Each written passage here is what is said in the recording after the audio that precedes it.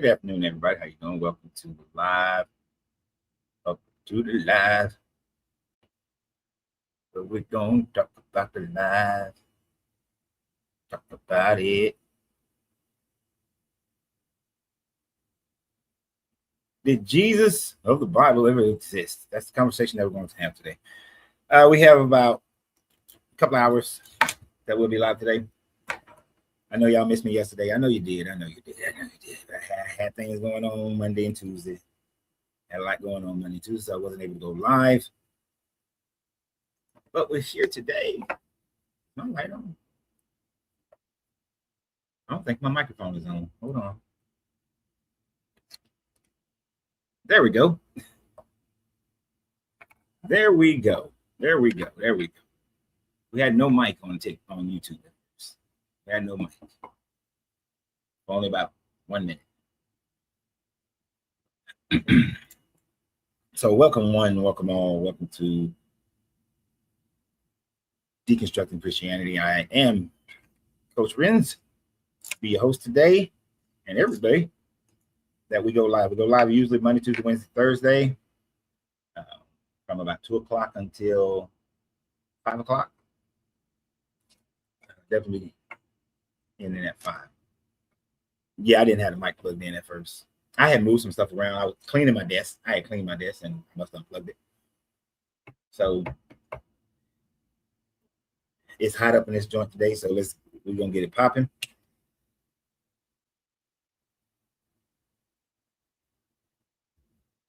Got a lot of things going on. So live should be pretty regular still. But I got to say there are a few things that I got going on over the next couple of weeks.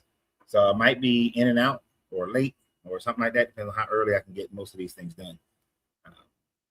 But we're going to try. I'm going to do my best to keep the schedule normal. But like I said, over the next few weeks, a lot of things going on. And then over the next few months, a lot of things going on. One of those things is definitely going to change the live, but it won't change it for we're months down the road from when the time frame of the lives change, and most likely we'll be doing lives in the morning. But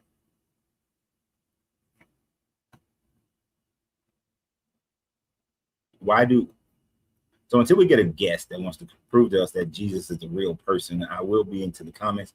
But let me thank everybody who's a member, everybody who supports the channel, everybody who do super chats. Why atheists believe the history books, but not that is real. I don't even know what the hell you're talking about, Patel. Patel comes on here all the time talking about Yahweh is real. Really never adds any substance. But yeah, it's on YouTube. So we're on YouTube and Facebook here, TikTok right here. Atheists don't just believe what's written in history either. It has to be supported. And when you look at history books, you have methodologies that are utilized in order to recognize whether or not the history book is true, or what parts of the history book is true, what parts of the history book is false. When you apply that same standard to the Bible, you find out that the overwhelming majority of the information in the Bible is false. So, yeah, it's applying the same standard of that evaluating history. You apply that same standard to the Bible, and you find out that the Bible is false. Right.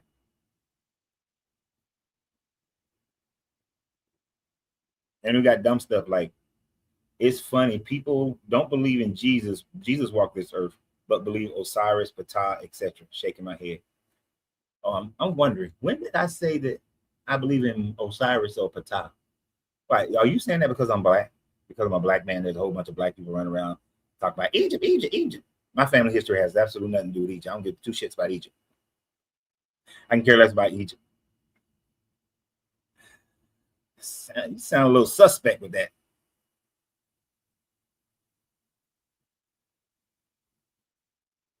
I'm only saying it as a figure of speech.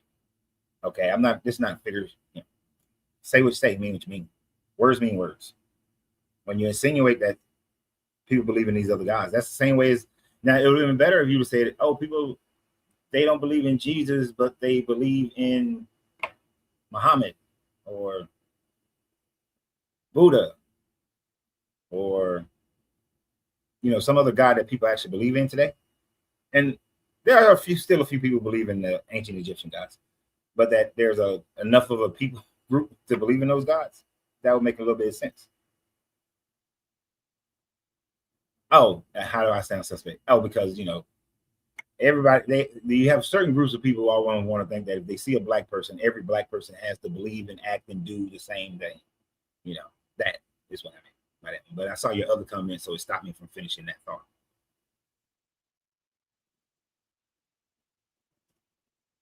But here's the thing that's interesting me, and this brings up an interesting point for Alan. I think not Alan.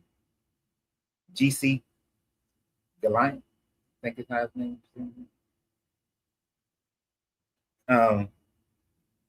Faith. Invariably, a whole bunch of people are always coming up here and they're talking about faith. They believe because they have faith. Faith. You got to have faith. And many people tell, oh, you can't understand the Bible because you don't have faith. Now, faith is that believing in something without proof. I have no proof. I can't prove it. And even in the face of proof, I'm going to have faith. But if you really want God to come down and speak to you and tell you the truth and deliver the word to you, then you got to have faith. But isn't that same faith the same faith that Muslims have? Isn't that faith the same faith that Hindus have? Buddhists don't have it. But they don't have faith in a God. But they still have a version of faith. But all this faith shit,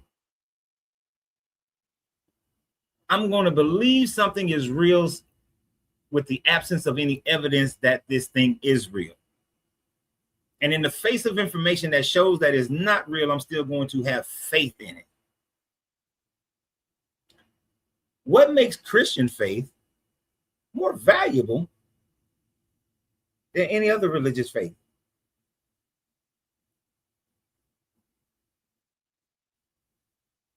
You see, that makes so faith, all this Jesus is Lord means nothing. What about the geographic location of Rome still standing, which I think they had the trial of the what? Trial of the century. Rome existing. I mean, New York exists. Trial of two G's, which they took out of the books. A lot of times when people say they took something out of the books, doesn't necessarily mean they took something out of the book. That's getting into a whole debate about canonization. You can't take something out of a book that never was in a book when there wasn't a book. Meaning that the first canon that you get is the 144 with Marcion. And then after that, the next canon, you get a few other canons, but then the next canon. So you got a bunch of different canons after 144. A lot of these books, as far as the canonization that most Christians use, that's the books that are in there are the books that they were originally in that canon. They didn't take nothing out. It's just the books that was in that canon. So, I got some guests. Let's go ahead and get this started. Ray. Hey, can you hear me? I can hear you. Are you over 21, Ray? Yeah. Okay. And are you a believer in the Bible? Yeah, I do. Okay. So what evidence do you have that Jesus actually existed outside the Bible? Well, the Bible is, what do you mean outside the Bible? The Bible is the most sold book in history. That's enough tangible evidence, along with the fact that like you were just saying. Oh no, wait. You can start for scoring all you want, but Wait. You telling me that if a book is a bestseller, then that means that the book is true? I mean, you don't think that it's why is it the number one book in history? You don't think the primary reason why the Bible is actually purchased more than any other book is because there are certain Christian organizations and a lot of Christian organizations who buy the Bible to then give away for free. And so it's not like it would fit on the Amazon or the New York bestsellers list. It is just mostly sold because organizations buy the book more than anybody else. Yeah, you just made that up. You just pulled that out of thin air.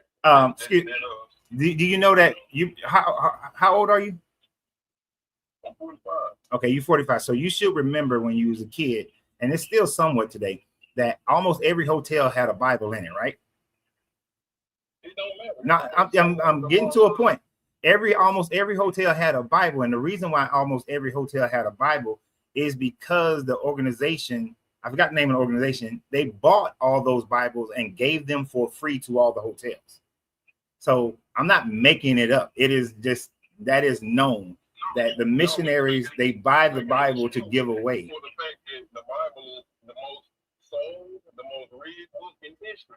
Don't no book compared to it. And never learn it. You know what I'm saying? That doesn't make it true. That means that if a book like the Harry Potter book is the most known, is read, that a whole bunch of people read it, so it must be true. That's dumb. The Harry Potter book is not the Bible is. You understand? Dude, okay. You know what? Here's the thing. I need you to give me something. No, stop talking. Stop talking for a second. I need you to stop talking for a second, because you need a rule here. I need to have an intelligent conversation, not about books that are sold. That's not intelligent. So give me something factual, something that proves something that's the reason why Jesus existed. That's comedy hour. Unmute your mic.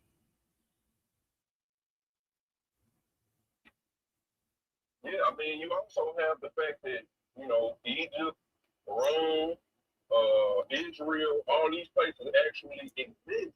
They're not. If the Bible was a fantasy book or a book of fairy tales, like you unbelievers say, then why you can go to Egypt if you want to. You can go to these places, and you can go to Sodom and Gomorrah, where it's not even a blade of grass can grow in that place. You know why? Because it really happened. It was really destroyed with fire and brimstone. There's many tangible things out there. If you're looking, if you got the spirit of okay, let's you don't have no. Before you start telling me about who I am, before you start trying to evaluate who I am, because you cannot do that because you don't know me. Oh my gosh, bro. I have been to both locations that they say is Sodom and Gomorrah. I've been to the north side, that's supposed to be Sodom and Gomorrah. I've been to the Jordan side, that's supposed to be Sodom and Gomorrah. So which Sodom and Gomorrah are you talking about? Yeah, I've been to both of them. I've been to both. They're both deserts. One is in Jordan and the other one's in Israel. Okay, I've been there, but it's two of them. The point is, there's two locations. There's two locations. How can there be two locations of one place of the same event? Explain.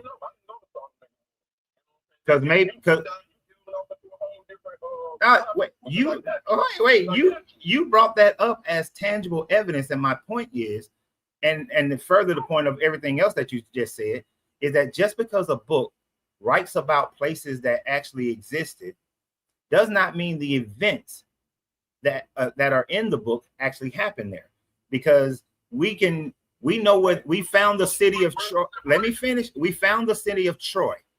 So do you think that our Achilles exists, who was a demigod in the Greek and Roman?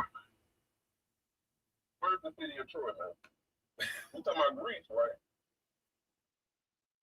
That's in the Bible too. No, the city of Troy is not in the Bible.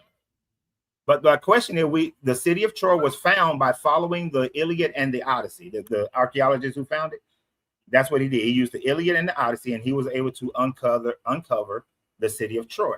Now, since we know that Troy exists, no longer can we say that it was a myth of the city's existence. But does that mean that Achilles, the demigod, exists? No, those people around in that time existed though, but as far as the Zeus and Achilles, I don't know. I didn't know Achilles was a demigod. I thought he was a man. No, he was a demigod. Okay, yeah, Greece, they had a war, and all that stuff. Okay, so then how can you utilize the fact that the Bible talks about Egypt and say that's proof if it's not proof for any other story? Ethiopia. You got many places that are in the scripture. So where do you draw the line? Where do you say, okay, this is real and this is fake? You know what I'm saying? Okay, so the line isn't drawn because they name places. You have to be true, right? The Bible isn't true, right? But you have to be able to prove that the people, and you have to be able to prove the events that happen and the people involved in the events happen. So just saying that, oh, this place existed, this city existed, and the Bible speaks of it, that doesn't mean the event happened. Well, you know, just to give you some information, back then, you know, the way time things were recorded was written down in books and scrolls and stuff like that. And if it was more, it's usually like, okay, you got more than one eyewitness account of this person. That's how you record in history, because you had more than one person that had corroborating story. You understand?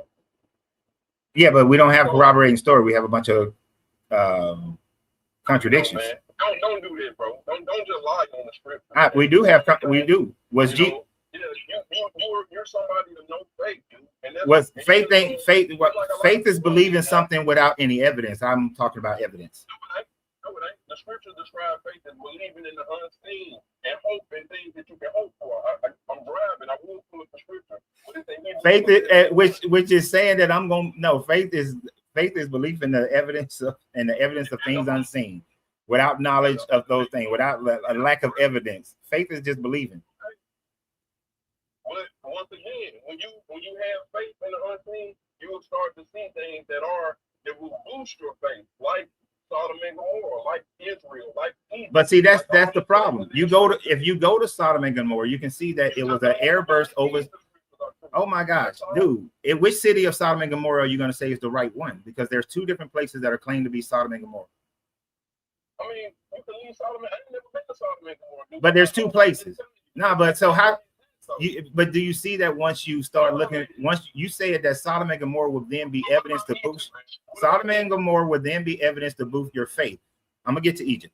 Sodom and Gomorrah would then be evidence to boost your faith, but yet you go to two different places and each one is claiming to be Sodom and Gomorrah, so that doesn't boost your faith. That creates doubt because they don't know which one it is. You go to Egypt. Egypt, there is absolutely zero evidence that the Israelites were ever slaves in Egypt. And as a matter of fact, during that time frame that they were claimed to be slaves and all these plagues happened, Egypt was thriving during the 18th dynasty. So all the proof in Egypt shows that they were never in Egypt. Moses, the Exodus, none of that stuff happened. Oh, okay. So why mention Egypt then? Because they're writing this story. They're writing this story 1,000 years after the events were supposed to have happened, and Egypt is not the power in the Levant anymore. So they're just creating their own story based on other people's story. What about Ethiopia and all these places, you know what I'm saying, that are mentioned in the scriptures that are still there today? And Ethiopia, do you realize that there has never been any form of Christianity in Ethiopia until 330 CE? That this whole Ethiopian eunuch, and as a matter of fact, the Ethiopian eunuch, in the time frame of the 1st century, Ethiopia meant burnt face. It wasn't a country. It was just meant burnt face. That was actually the Axiom Empire at that time frame. So a burnt face person would have been called an Ethiopian. So much about history, y'all know the Bible in and out, but you just don't got that one key thing, which is faith. Oh, so dude. No, this is stupid. This is dumb. This is dumb. This is dumb because here's the thing. I got to have faith so I can be dumb enough to believe something, even in the face of valid information and evidence. I just explained how Ethiopia in 1st century just meant burnt face. There was no such place as Ethiopia. But his contention is that because the country Ethiopia exists today, then that makes it valid. When the Bible speaks of the Ethiopian eunuch, it ain't talking about the country Ethiopia. That person wouldn't have been from the country of Ethiopia. That's what knowledge gets you. Knowledge gets you to the point where you say, oh, damn, I realized that when I was saying Ethiopia is proof of the Bible, because Ethiopia was mentioned, Ethiopia was there, that ain't what they meant in 1st century. So then you dig and you find out what did that mean in 1st century. Oh, it meant a burnt-faced person. Okay, so that could be any black person from any country that is doing trade in the Levant in first century with the Roman Empire. It could have meant any of that. So y'all be killing me. Thank you, the Fonzies, for 440 joules. Thank you for that. Oh, Happy Poop. Thank you. What is that? Bible Mind Control for the 10 joules. Yep. I will make sure I have a Happy Poop today. All right. Let me see who's next. I saw the names earlier, but a couple of names dropped that I saw first.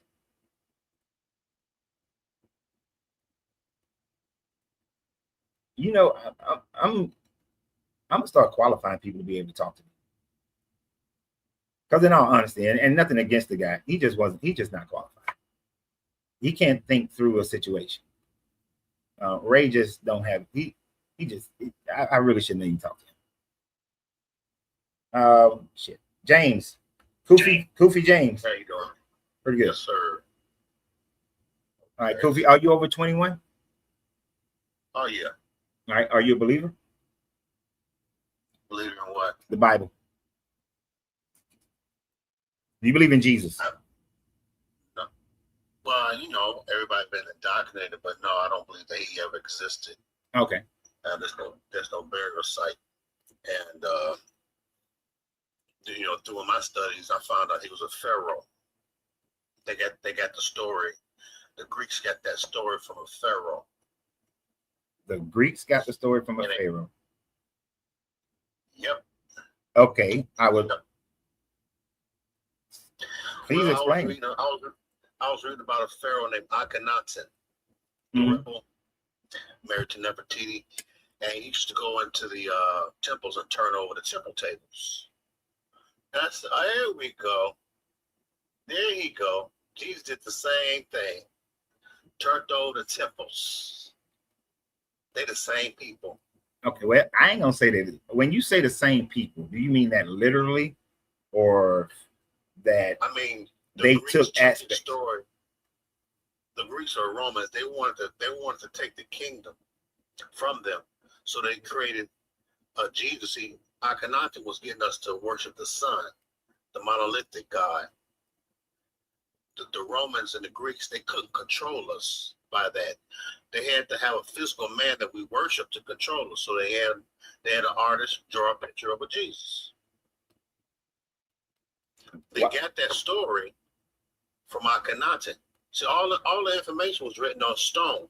Okay, but see, here's the pushback to that. Huh? When did Akhenaten change water into wine? Those were created stories. When did Akhenaten die and ascend and resurrect for people's sin? Those are created stories. See, when they goofed up when they put in there that Jesus had hair of wool, feet of bronze. Okay. That made him a black man. Then they say he's from a tribe of Judah. That means he's a Aboriginal. Hold on. Okay. Wait. But I do want to get into that. But the reason why I brought up those other things, water in the wine, resurrection, is because the Jesus narrative actually is more of it's not Akhenaten directly. It's a compilation of a whole bunch of people. Dionysus, Mithra, Osiris. You got Apollonius of Tyana. There's a bunch of people where you can see parts of the Jesus story. So, are you? If they brought, well, go ahead. So, are you? And I hope I'm wrong, but it sounds to me like you're trying to force the Jesus narrative into Egypt because you're black. And you want to be, no, and the Bible said he had feet of bronze, hair of wool, feet of bronze. He's from the tribe of Judah. That means he's an Aboriginal man. He's a prince. An Aboriginal man. He's an Aboriginal. He's an indigenous. He's from a tribe called Judah. Okay, that means he's a black man. That's common sense right there. No, that's not common sense. I'm saying he's from a tribe of Judah. Tribe of Judah. Follow me. He's from the tribe of Judah. Who comes from tribes? Everybody. Okay, the tribe of Judah was a spiritual tribe. Okay. How? What? We don't even have proof that Judah ever existed. We don't have proof that Shem ever existed. Noah never existed. So none of those all those tribes and their attributes are made up stuff. We have proof that Akhenaten existed because he's on stone. See, everything is not out the Bible.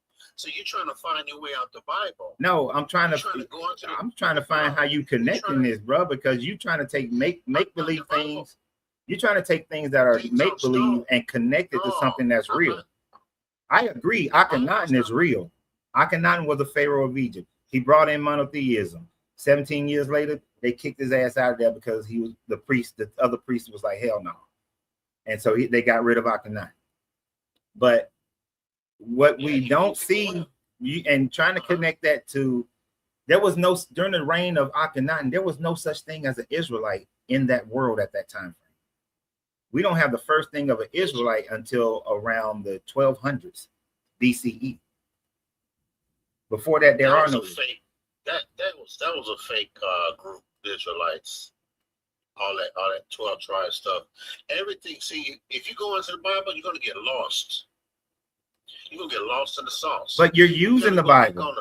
You gotta go into the stone, man. You gotta go on hieroglyphics. Okay. That's what all the truth is. So then why are you talking about a tribe of Judah that is only from the Bible?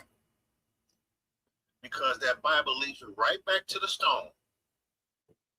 When you told me he had a hair of feet of bronze, he's from the tribe of Judah, I left the Bible and right back to the stone. Why they didn't take you to the Dahomey or some West African tribe? Why didn't take you down there? It took me to the stones. And the stones are all over the world. It took me to the stones. That's where you find all knowledge. What stones? All knowledge come from the stone before the Bible. The hieroglyphics, the pyramids. No, see, you said stones all over the world. That's the hieroglyphics. That's just in Egypt. Yeah. Because the stone writings, the writing in stone, that's the Aboriginal people in Australia wrote. That's a different language. Bro, I got hieroglyphics in America, bro. The Grand Canyon is I got Sphinx over there. No, it's not. You didn't know about that? No, yes, no, don't do that because that'll get you cut off. That gaslighting type attitude to get you cut off real quick. No. I'm saying you got thousands of pyramids. No, you don't, brother. You do have pyramids in America. I teach it. Bro, if you can't stop fucking just trying to overtalk me. When you mentioned pyramids in the Grand Canyon, that was a hoax that was performed by an Arizona newspaper in order to sell papers. There has never, ever, ever been a Smithsonian investigation. That is not why there are certain areas of the Grand Canyon that are off limits. That story has been debunked so many times, but yet people who want the Egypt thing grab a hold to that story. There's no fucking hieroglyphs in the United States. And yes, are there mounds, pyramid-shaped mounds? There are pyramid-shaped mounds all over the world. And that is because the pyramid is the most stable structure and the most common structure to build when you're using earth and material. You don't have to teach each other to do that. That's something that people just inherently will come to. Babies do that on their own without being taught that. Yeah, just YouTube pyramids in America, and you'll see that there are thousands. I do a class on that for the last 15 years. I agree that there are thousands of pyramid structures in the United States, especially up the Mississippi River and up into Ohio, because it's the easiest and most stable structure to build when you are using earth and material. And like I said, babies will, when you give babies blocks, at some point the baby will make the blocks into a pyramid. You don't have to be taught that. Nobody had to come sail across the water to teach you that. On the Mississippi River and the Nile River, they had 3 government cities: Cairo, Memphis, and Alexandria. It's on the Nile River and the Mississippi River. Egypt is also in America, brother. Oh my God. Isn't that ironic? Cairo. No, it's not ironic. Bro, you know what? I'm from Georgia, right? And did you know we got a Bethlehem, Georgia? Did you know that? So that means Georgia is actually Israel, right? America's an ancient city, brother. That means that, does that mean that Georgia is Israel? Because we got a Bethlehem, Georgia. Does that make Georgia Israel? An ancient. Does What, an ancient civilization. answer my question? Is Georgia Israel because we have a Bethlehem, Georgia? Possibly. Possibly. It could happen here as well. Well, what about Bethlehem, Pennsylvania? Because I also went there to train TSA Airport. They got a Bethlehem, Pennsylvania as well. So is Pennsylvania Israel or is Georgia Israel? No. People can label names of inspiration. Oh my God, like Memphis, like Cairo. But Exactly. It's on the same spot in the map. No, it's not. Lower Mississippi, Cairo. No, Middle Mississippi, Memphis. Upper is It is. Alexandria, just like the Nile River. it is not. It And is. it's shaped the same. It's shaped the same way as the Nile River and Mississippi River. They shaped It- the same way. It is Like not. a snake. I've been on both of them, and it is not. Okay. Not even close. I'm just saying America's a ancient Kemetic society as well. Bruh. Because You know what? That's not my conversation, Dave. You have a great day. You have a I'll great open day. the door for you. I'll open the door for you. Yeah, I close the door for you. I will close that. Oh my good. It's already obscenely hot in San Antonio today. What in the hell is wrong with these people? America is an ancient Kemet city. America is the real place where all these things in the Bible was actually happening. It's amazing that people actually went from the ancient world who came over here to this place and started building and conquering. They named shit after places that they already knew about in the Mediterranean. That couldn't happen. I bet you. So by his theory, you look at, it's so simple. If you were to do a query of how many cities in America are named after ancient Israelite cities, like Bethlehem, Jericho, Nazareth, and Jerusalem, and all that, you're gonna come up with probably a good few hundred cities in America named after cities in the Bible. And you want to take that and say, oh no, see, that just proved this was the actual. Oh my God. Brother, where you been? I had a lot going on the last 2 days, man. A lot going on. I wasn't able to do live last 2 days. There's about 5 to 6 Bethlehems. Exactly. Oh my God. Thank you for the 10 jewels, Bible mind control. This is, I said I wanted to have a qualified conversation. And he started out like he actually might have known something. And I do classes. I knew people who I know pastors who was doing classes.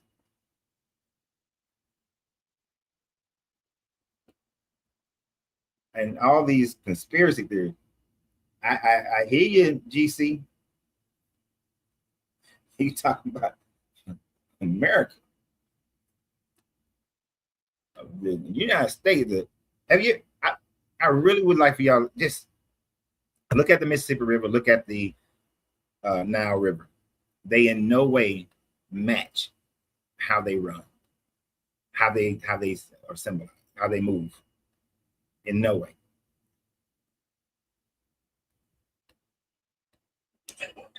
Cut. Cut. According to your prompt, do you believe Hold that on. Jesus was Hold not on. Wait. a historical person? Wait. Are you over 21? Yes. Okay. Are you a believer in Jesus? Yes. Okay. Do you believe that Jesus was not a real person in the first century? Yeah, no. So what's your proof that he was?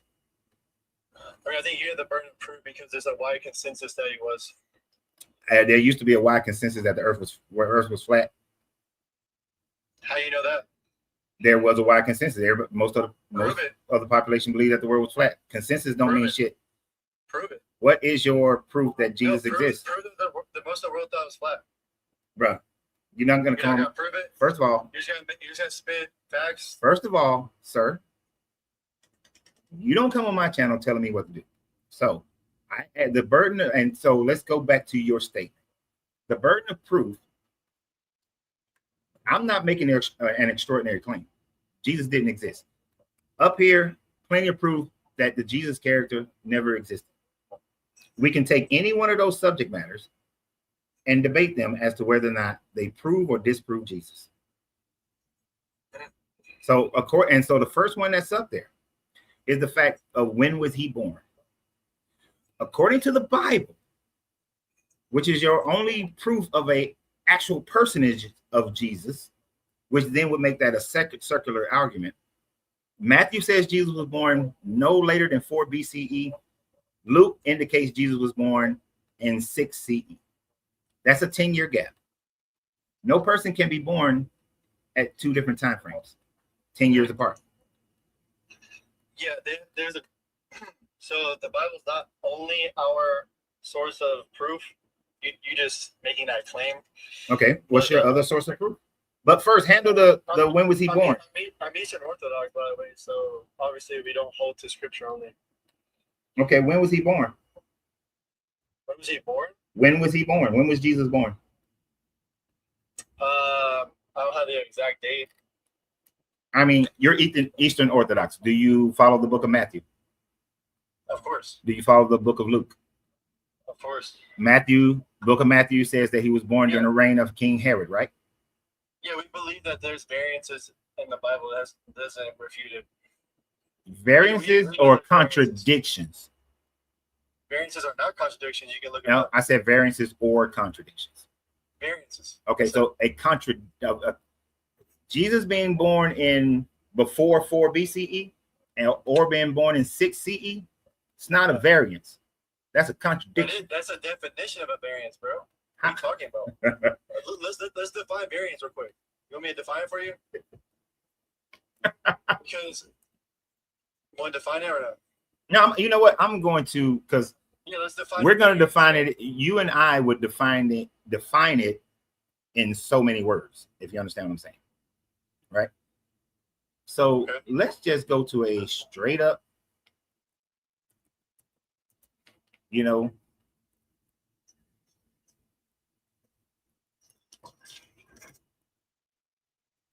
and just look at not what I would say, not what you would say.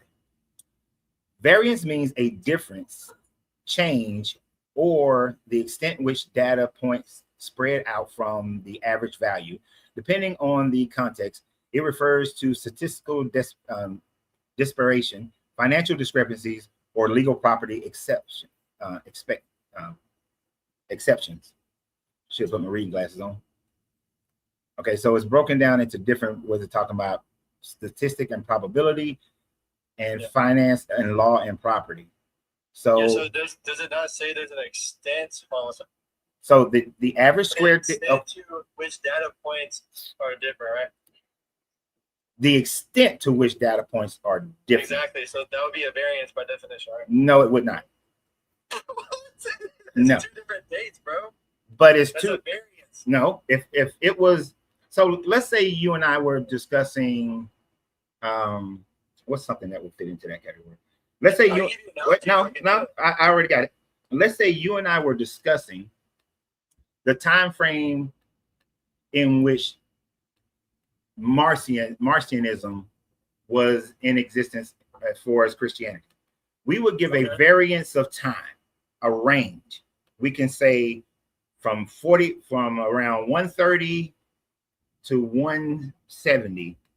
That's a variance of range. We got a different range, but we're still solidly talking about the same thing, that Marcion and Marcionism existed. When we're talking about this situation,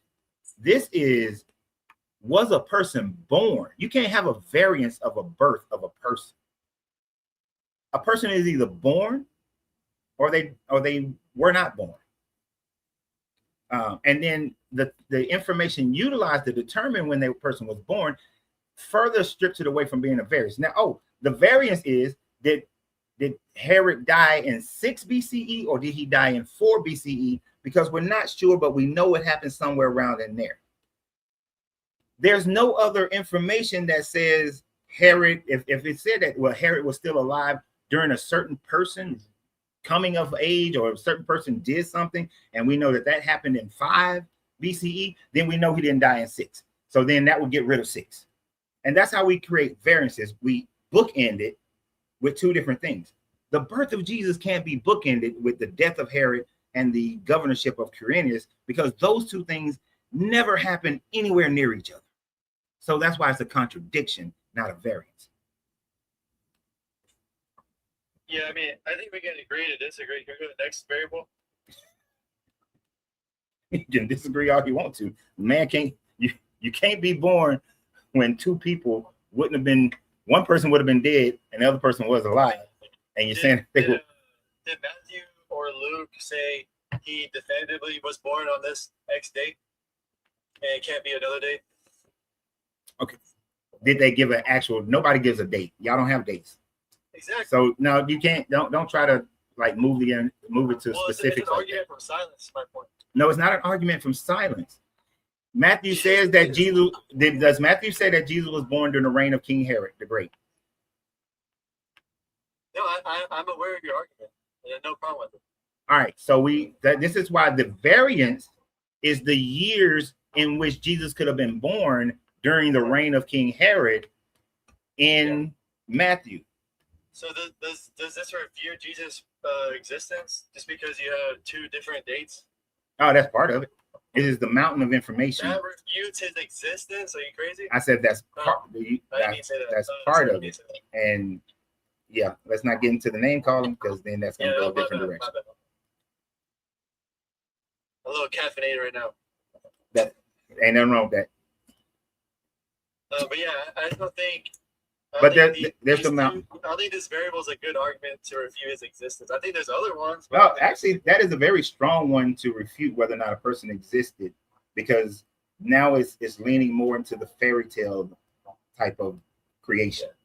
But can we do like a historical critique of Jesus' existence rather than? Let's go. Who you want to pick? I mean, do you believe that there was a 1st, 2nd, 3rd century church that exists today? This is an epistemic question. Do I believe there's a 1st, 2nd, or 3rd century churches that exist today? Sure. Yes. What does that matter? Yeah. So before we even like critique the Bible, like where did the Bible come from? It comes out of Judaism. Wait, no, sorry, that's the wrong answer. You say, where does the Bible come from? Which Bible? Who compiled the Bible that we call the Bible today? Well, which one? Are you talking about the Ethiopian, the Roman Catholics, the Protestants, the Eastern Orthodox? Whose Bible? There are multiple different Bibles. Like you said you were Eastern Orthodox, right? Yeah, I mean, the thing. What, y'all didn't get y'all canonization of a Bible till 302 CE? Yeah, we had an open canon until 4th century. Yeah, to 302 CE.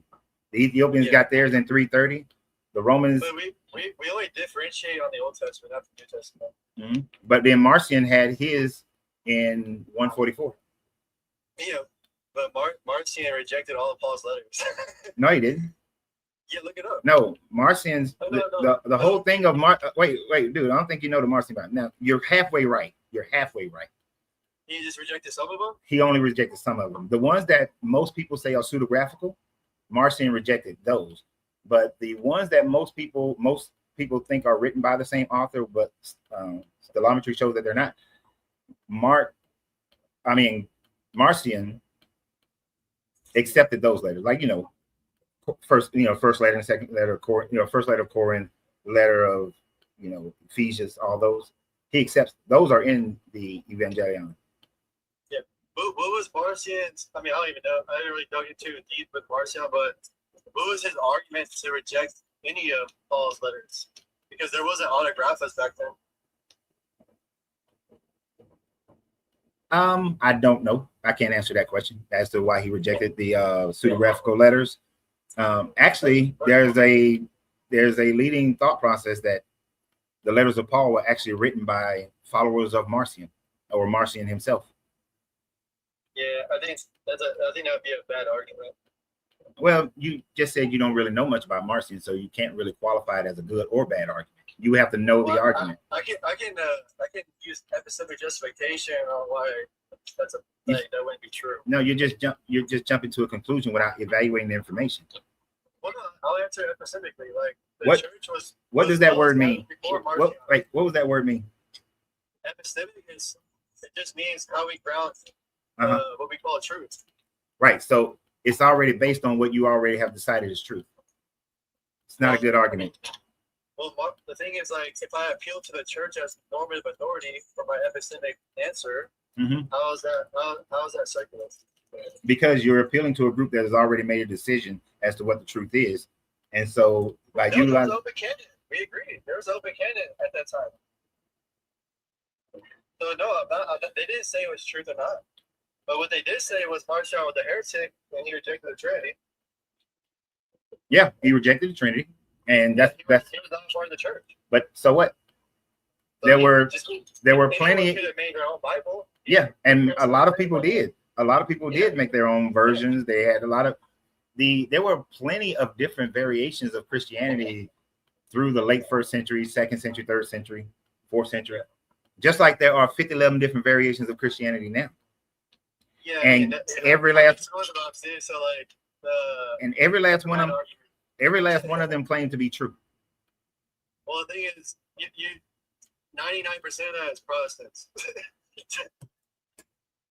So So that's not really a good argument to use an EO. okay, so you would say 99% of those are Protestant.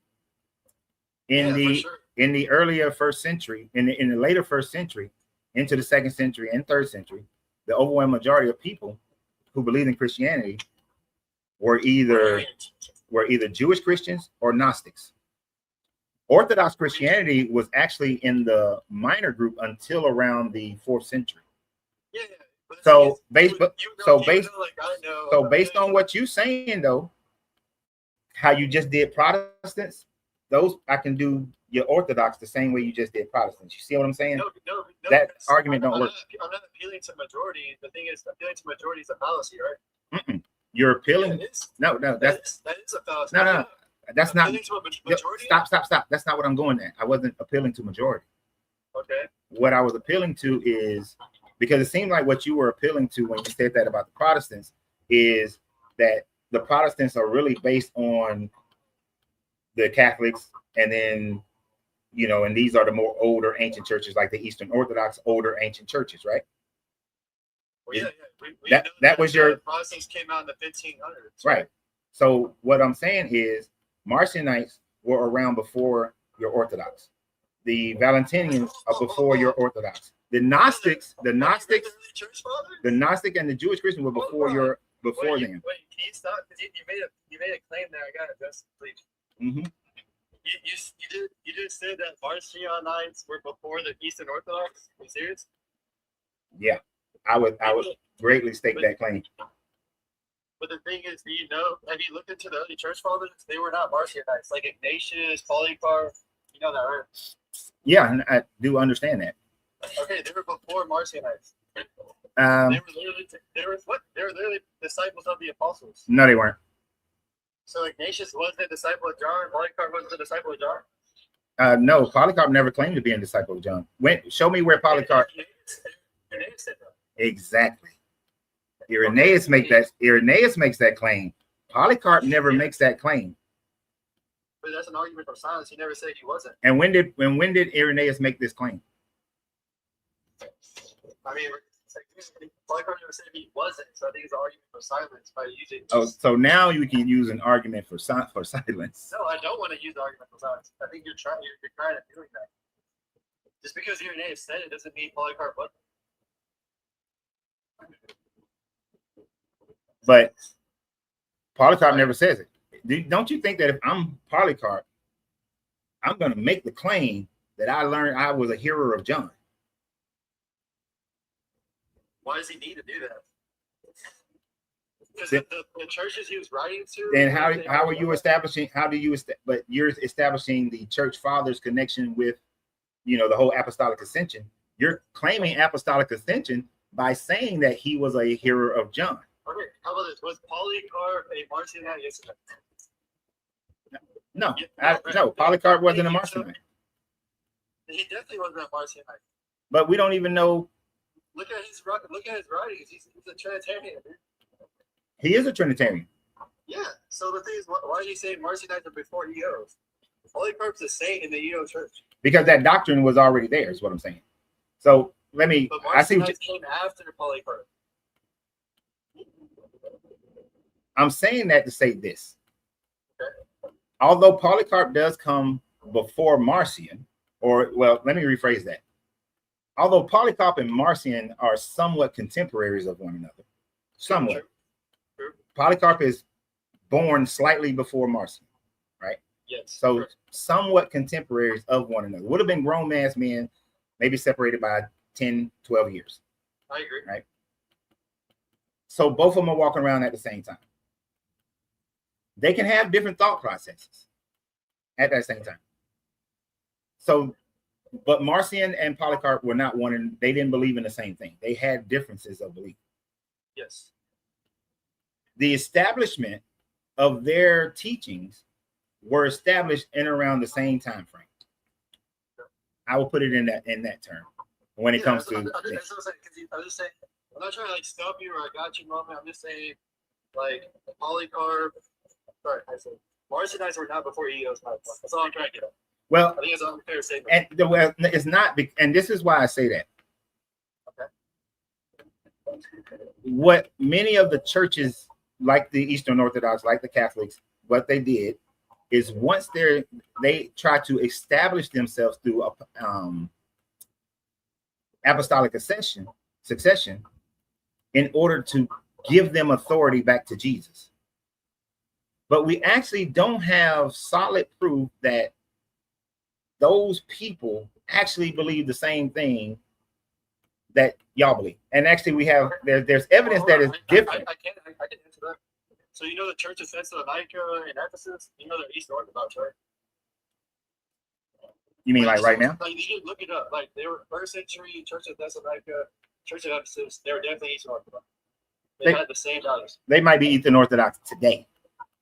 Okay, does your church believe the same thing that it believed about 1,500 years ago? In what sense? In every sense of the way. Everything y'all do, everything you believe. Foundationally, yes. No, I said everything. Well, I don't know. I'm gonna say foundationally, yes. I don't know.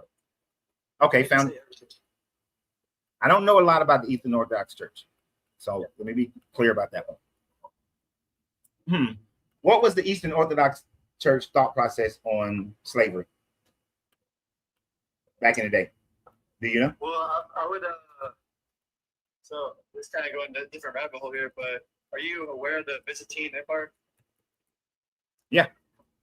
Yeah. So that was the only empire that had Eastern Orthodox values as a society or worldview per se. So if you look into the Byzantine Empire, I think that can answer your question. I don't want to speak on it. I don't know. Well, I mean, the Byzantine Empire, they allowed slavery. So yeah, I mean, if they did, I don't know. That's what I'm saying. I'm just gonna appeal to that.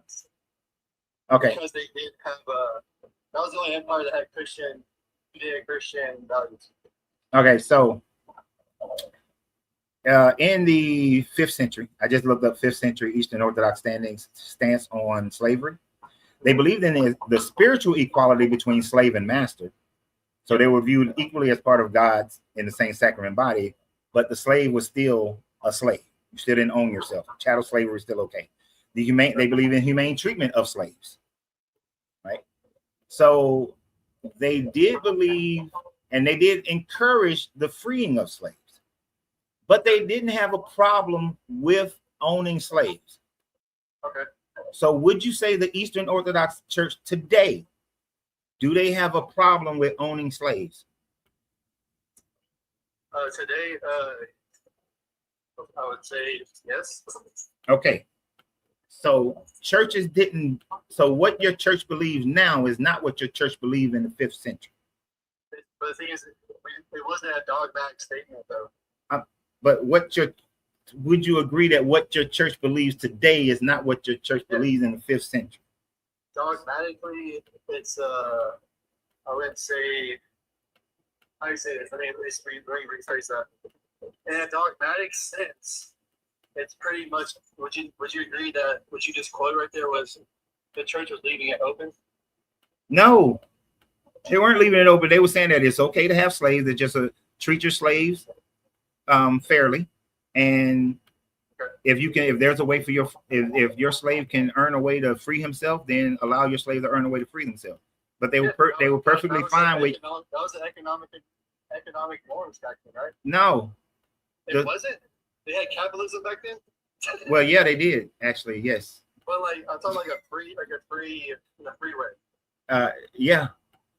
So they had This is one of the reasons why the United States based a lot of its formation on Rome. But yeah, they had. Well, the church is the one that. But we're going left. Going left. No, this stuff. They allowed chattel slavery. They were fine with chattel slavery. What's that word you're saying? Chattel. I don't know what that means. That means that you own a person as property. Oh, okay. All right. Yeah, I mean, I agree with what you're saying, but would you not say the church is the one that pushed free slavery? They're one of the components, but so. Okay, so it's like. What does that matter? Well, actually, that proves my point. The church changes its views, but the Bible is supposed to be the same thing, right? But the church over time changes its viewpoints. The Bible doesn't say you should own slaves. Leviticus 25. You shall own slaves. Does it say you shall own slaves? Yeah, it literally says that. It literally says, of your male and female slaves, you will buy them. No. I said. Does it say you shall have slaves? It says that of your male and female slaves, you will buy them. It doesn't say what I'm saying. Dude, you shall have slaves. you're trying to split a hair that doesn't even need to be split. The fact that you should have slaves, my point. There's slave people. Most people did have slaves. You agree with that? Well, let me ask you a question. Does the Bible tell you to breathe? Does it tell you to walk? Does the Bible tell you that you're supposed to bang your wife? I mean, it talks about consummation of marriage. Oh, no. But does the Bible specifically say you shall bang your wife? Not verbatim. Then don't give me this verbatim shit with the slavery. Well, you're making it seem like God's telling you to own slaves. No, I'm saying what the Bible says, that you can own slaves. God is saying that you. So he says you can, but he's not saying to do it, right? Actually, if we want to get there, I can actually get there, because what the Bible does tell Joshua when I think it's the Danites have an issue conquering their people, is to own them as slaves. But it does say that, and of the neighboring countries, you will own them as slaves. So yeah, in the conquest of Joshua, it tells them to own the people as slaves. Own your neighboring countries as slaves. Okay. So we can go there and say the Bible that God says, yeah, own, unless you're an Israelite, own everybody else as slaves. Okay. But we're getting so far away from the point. The point is that the Bible, the teachings change. They don't stay the same. Yeah, I mean, dude, the word Trinity comes about. So in that, right? that's not where I'm going. There's an evolution. Not where I'm going. Okay. So in the thing of apostolic succession, what the Eastern Orthodox established in 300 does not necessarily mean it's the same thing that Polycarp was teaching in the 100s. Yeah, I told you foundationally they are harmonizing, but there is other variables that are left out for sure. And foundationally, the Methodist Church is doing the same shit as the Catholic Church. Well, I think Catholics are doing a lot of wrong things, so and foundationally, the Catholics and the Easterns are doing a lot of the same things too. Foundationally, y'all believe in the Trinity, right? Yeah. Foundationally, y'all believe that Jesus is the Son of God, right? Actually, I mean, Catholics don't really hold to the Nicene Creed anymore. Dude, They lean to the yoke way, okay. which would contradict the Nicene Creed. Okay. And honestly, on this part, I can care less. We're talking about proving Yeah. Jesus. Yeah. Let's prove Jesus. You just brought up Baptists and Catholics as well. I'm just saying, yeah, the whole thing about this foundation. And so the proof of Jesus, Polycarp doesn't prove Jesus existed. Polycarp's, the only thing you can claim is that Irenaeus said that Polycarp was a student of, that he heard the words of John spoken from John. But then you have to prove that John actually existed. And there's no proof that John existed. And then there's no proof that Jesus existed. So it kind of stops right there with somebody just making a statement of authoritative claim. Did Pontius Pilate exist? There is evidentially he did. Why? Well, one, we found there's the Pilate stone, which we found 1960s, I think, that shows that Pontius Pilate was the prefect over. That Pontius Pilate was a prefect. And then you got, even though, so Tacitus gets his title wrong when Tacitus said that he was the procurator, I think, over Judea. But so we do have some archaeological elements and some document elements, which documentation is like lower bar, but the archaeological evidence of the stone that mentions that Pilate was the procurator, the governor over Judea, prefect, he was a prefect and governor of Judea, then that leads to that Pilate most likely existed, but it doesn't mean he crucified Jesus. Okay, I'm not like trying to do a gotcha, but I'm just curious if you think Pontius Pilate was a real person. Yeah, for right now, I think he was a real person. The evidence that we have, I would say that Pilate was a real person. So is it safe to say you're appealing to artifacts as a historical sense that Pontius Pilate was a historical person? Yeah, artifacts make a big deal. So Yeah. there's no artifacts of Jesus. No, none, not a one. So where there's artifacts of apostles. Not one artifact of an apostle. So you're not aware of the relics. I'm very aware of the relics. I'm not even I really dug into the relics, like this is the debate about it, but it seems like you have. So what's your argument against the relics? Okay, so like one relic that your church should have, I don't know if it does, but it should have, especially since you mentioned the Byzantine Empire, and that is the true cross, right? You know what the true cross is? I was actually thinking about I was thinking about something else, but go ahead.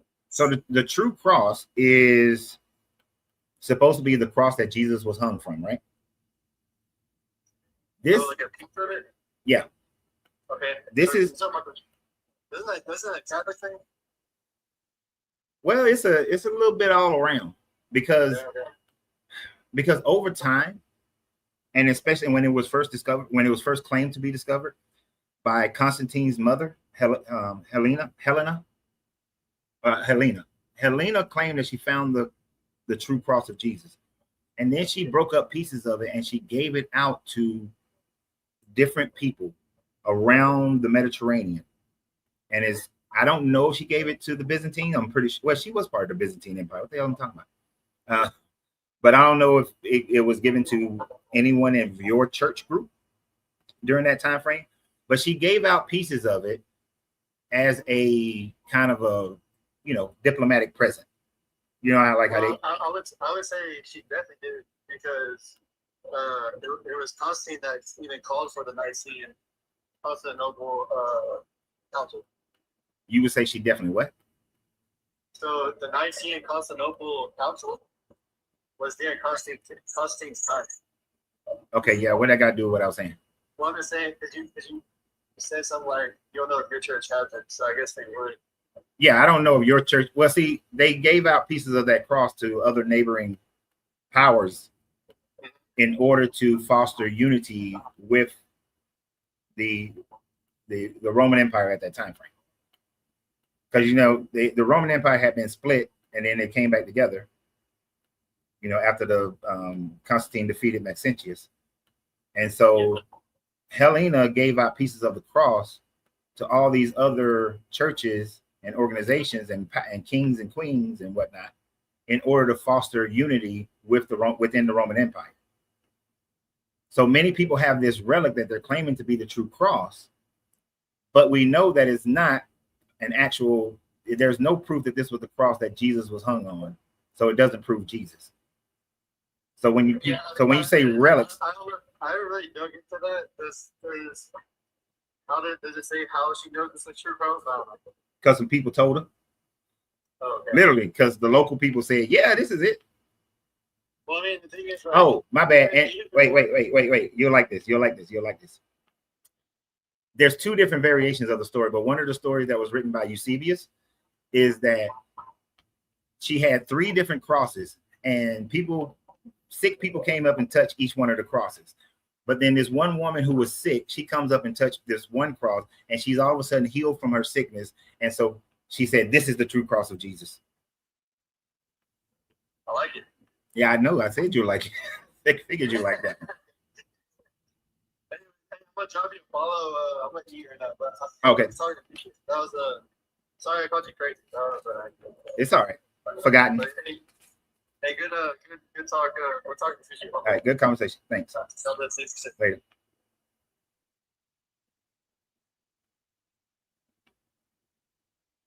See, now that first dude who came up here, you see how that man at least tried to bring some kind of education to the conversation? Not that dumb shit. Oh shit. Okay, a bunch of people tried to come up, but it didn't. I don't know what order that you click on, so I'm just clicking. I know most people probably are not waiting anymore.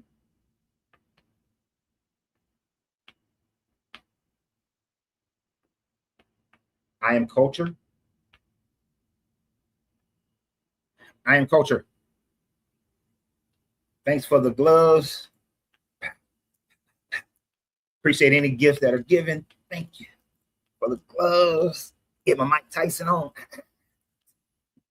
The golden gloves. I am culture. You're here. Are you here? Are you there? I am culture. Guess not. All right.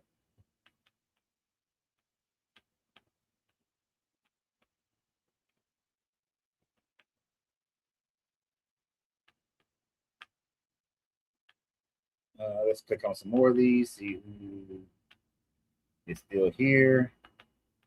Who's not here? It's like 90-something, 99 degrees here in San Antonio. So even though I got air conditioning in my garage and everything blowing, it is still kind of warm. Oh, Lightning McQueen, thank you for the chow. Got the chow. Thank you for. I love the first movie cards. Second movie cards, not so much. First movie, no, the second one was all right. Oh, stop. Dizzy, are you with me? Yes, I'm here. How you doing? Are you over 21? Oh shit! It brought up 2 people. All right, let me talk to and let me talk to Dizzy first. Yeah. All right, Dizzy, How's it going? are you over 21? Yes, I'm 57. All right. Are you a believer you believe in Jesus?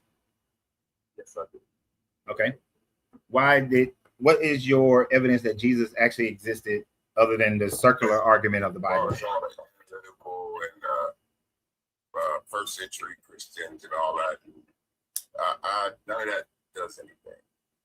And it amazes me that you studied all of it. You don't believe. Why are you offended? Excuse me? Why does that offend you? No, I didn't say offended. Oh, what'd you say? I said it amazes me. Oh, amazes you. Okay. When I heard all the information I was talking about. Okay. I work in community. I worked in community for 30 years. Mm-hmm. People that claim agnostic, I see them having more God in them than church sometimes. And I'm serious. That's why I came up, bro, because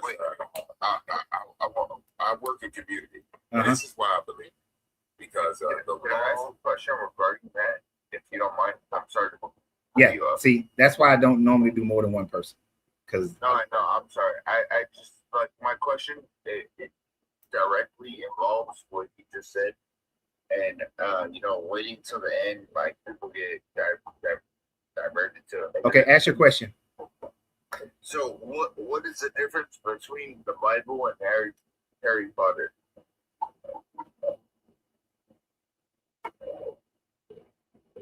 He's asking you, Dizzy. No, I'm asking both.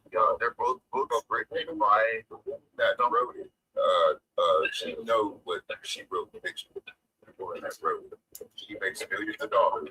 She had no time. Hold on, Dizzy. Before you continue, what does that have to do with the statement that he made that he sees more God in agnostics, I think, than Christians? What does that have to do? Yeah, what does that question have to do with that?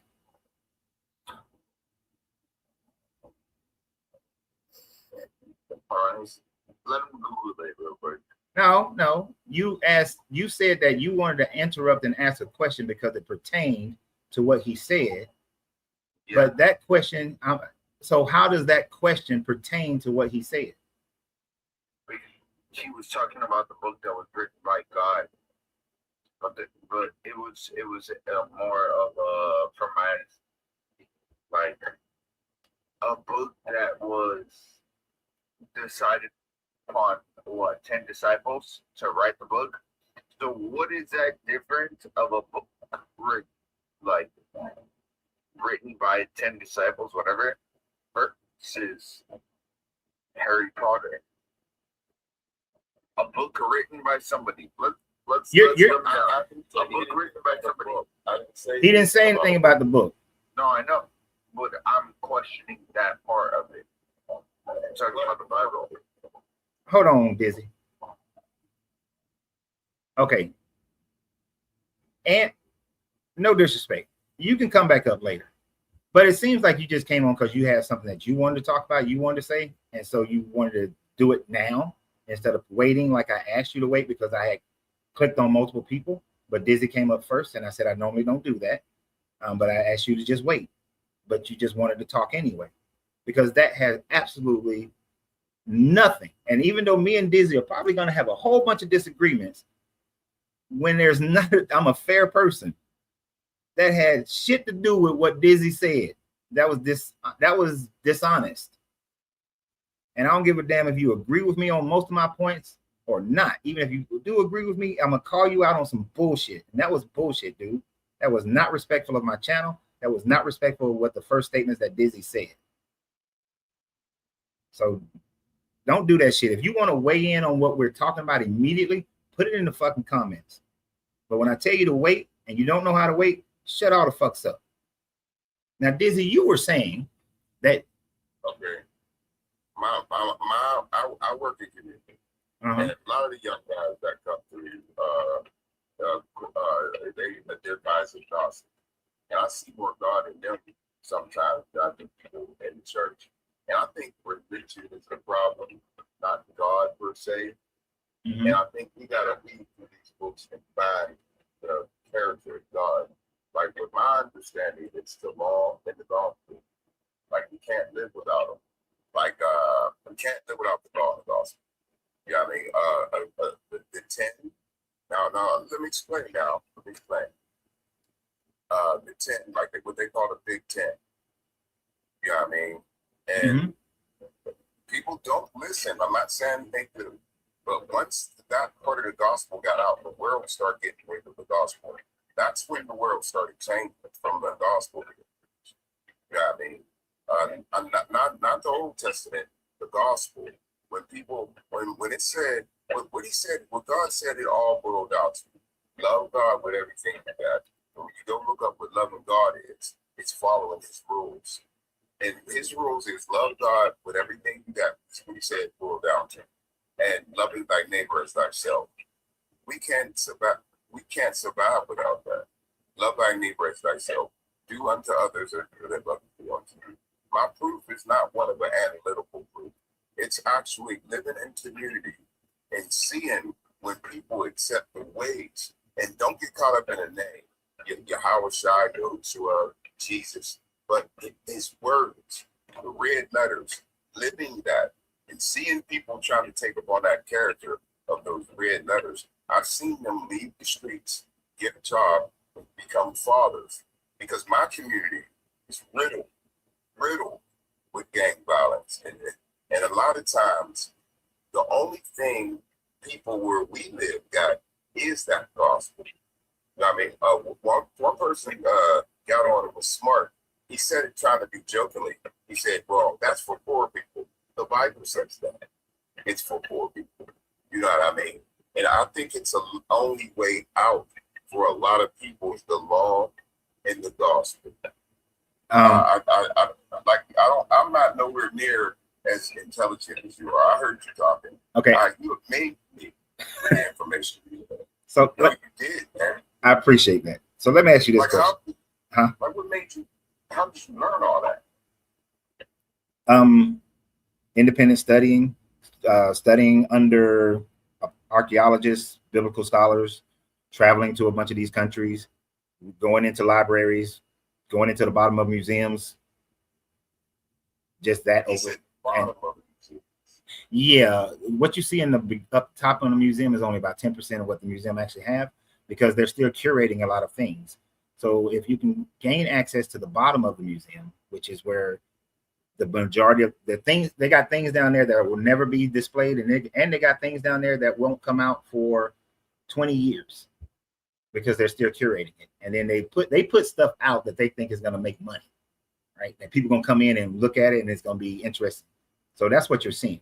But the biggest part of a museum is actually curating data. And then sometimes the only way to find out that data is either you go and ingratiate yourself with those people, or you read the journals that they publish their findings in. So you can read the journals and the PhD papers that are also published based on what they find, what archaeology finds. And archaeology goes well beyond just, sticks and stones, coins. We're talking about linguistic archaeology as well, so you got more to it than just that. I always heard that, and I was put on a watch list in the Carnegie Museum because I was looking for the occult section, because that's where they keep a lot of books from history to put them off as occult. And I was going downstairs, and they could be on the watch list to try to go downstairs one time. Well, and I heard, when I asked my professor about it, he said what he said. You got to get permission, man. Like, it took me 7 years to get access into the Vatican Library. That's writing, and you got to write paper after paper after paper to get in there.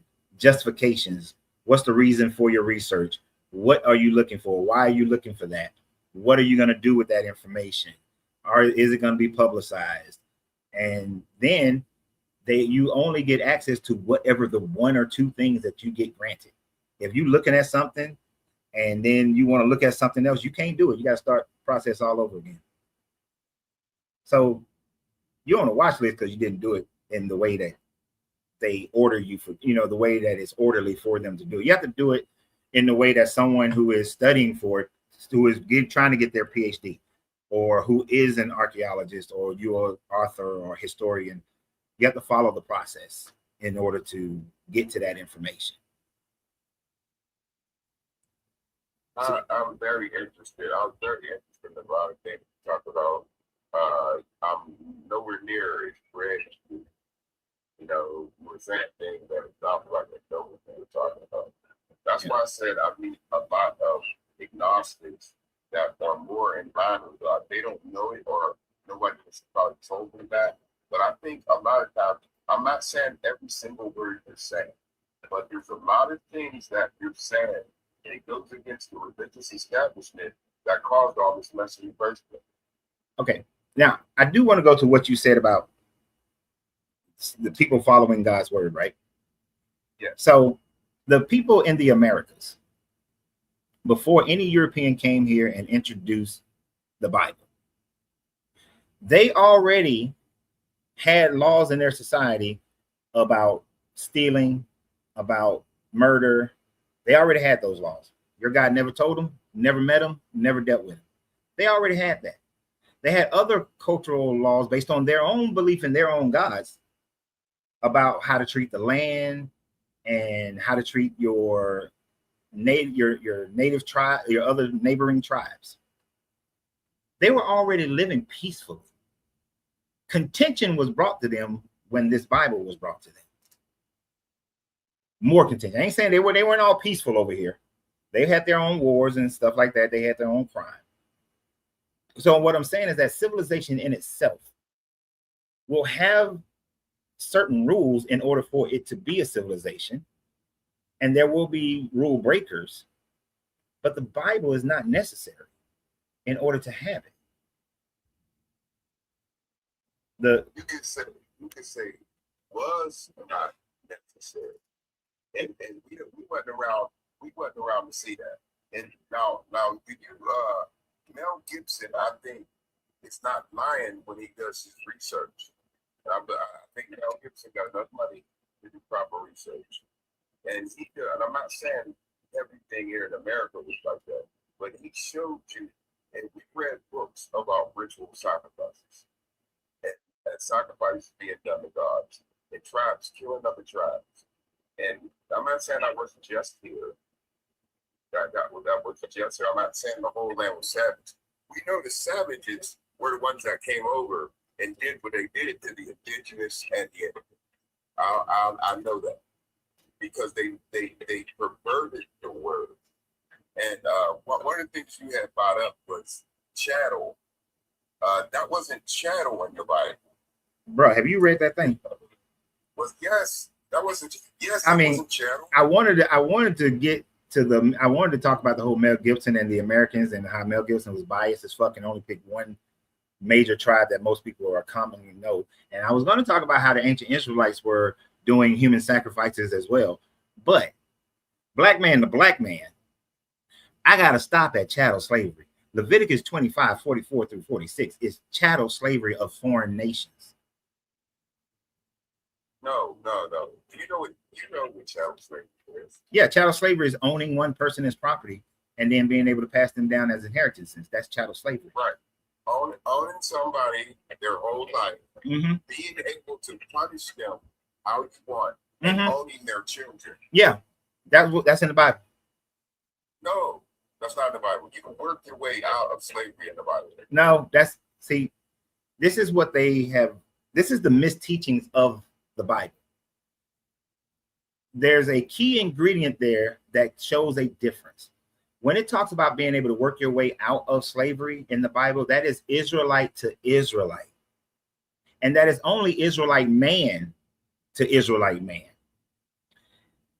So Leviticus 25 in verses like 34, yeah, that's it. You become a slave, a servant to the other master. You at the year of Jubilee, whether it's the 7th year or the 50th year, you're allowed freedom. You are not to be you're not to be treated harshly. If your master does put your eye out, you can't be kidnapped. That's all Israelite to Israelite. But Leviticus 45, Leviticus 25 and 44, that is how Israelites are to respond to other nations. They can buy them. They own them as property. They pass them down to their sons as inheritances, which means they own the slave for life. They can be treated harshly. Exodus, where it talks about beating your slave, and as long as they don't die of the result of the beating, that is of the foreign slave. It even specifies in Leviticus 25, 46, 7 or 8, one of those, where it says you can treat the foreign slave harshly, but don't treat your fellow Israelite that way. For I brought them out of the land of Egypt, and so on and so forth.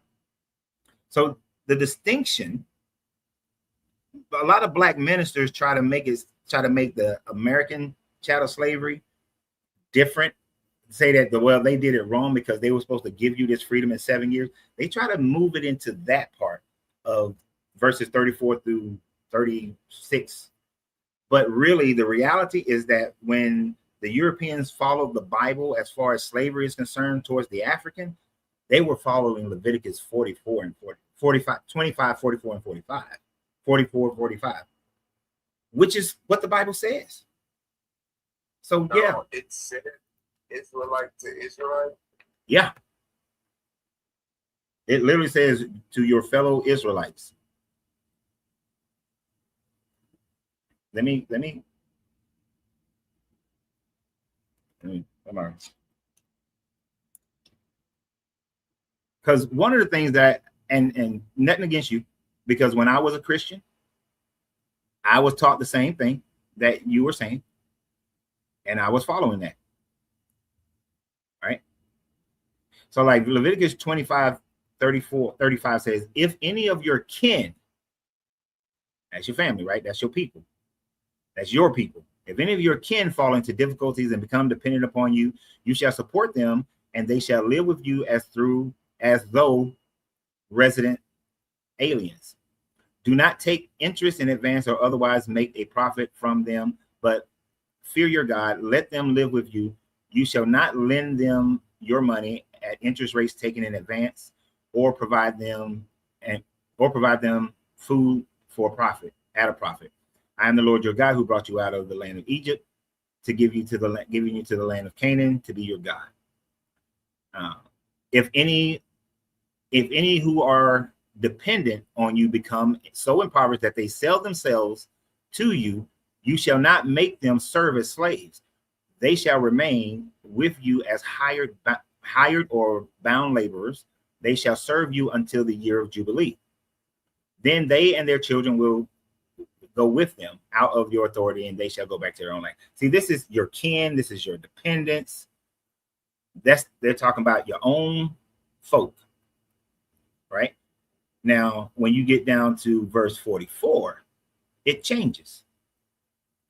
As for your male and female slaves, whom you may have, it is from the nations around you that you may acquire male and female slaves.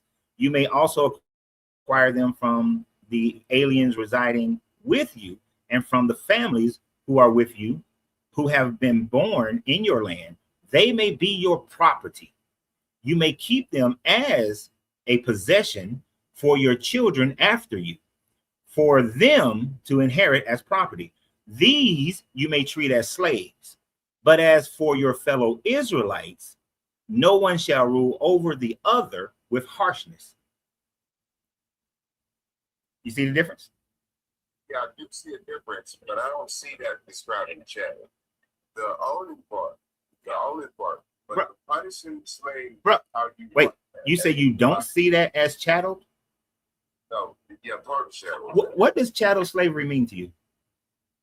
Something that you can punish your slave how you want, and Oh. you own your slave the rest of your life, and you own their children. Okay, so chattel slavery is It's only. Let me give you the definition of chattel slavery. Chattel slavery is only the owning of a person and their children as property. Chattel slavery has nothing. Chattel slavery, the word chattel, has nothing to do with the punishment. When you look it up, the punishment comes up. That's because you're looking at it through an American lens.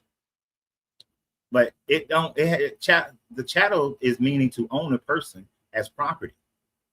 It has nothing to do with the treatment. But even in the treatment, you see it says. I see that difference that you read. Yeah. You know, Sebastian. And it also says that you may treat as slaves, but not your fellow Israelites. No one shall rule over them with harshness. So it's saying that your slaves are treated with harshness, but your fellow Israelites don't rule over them as slaves, because don't rule harshly over them. So when you read this, when you read verse 46, it's letting you know that slaves can be treated harshly.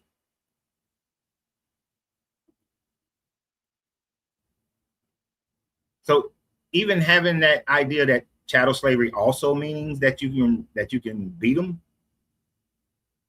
then the Bible supports that as well.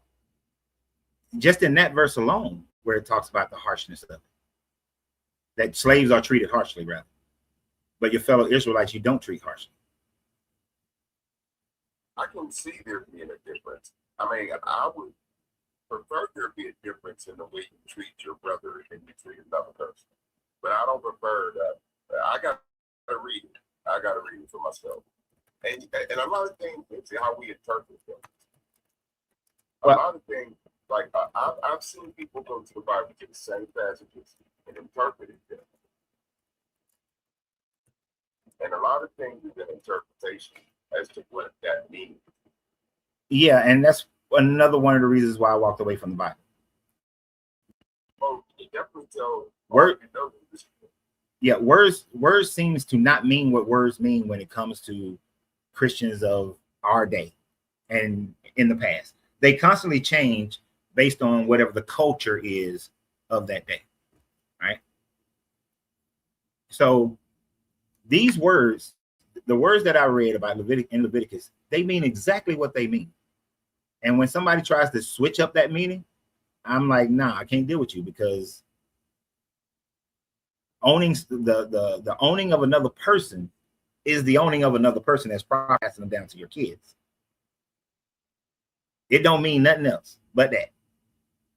And then I can understand that, but you will still treat a person kindly and have rules.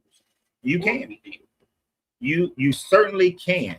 And it is not the first time you see in the Bible where it talks about a slave master not treating a slave, no matter what type of slave it is, harshly, is in the Gospels, is in Romans rather.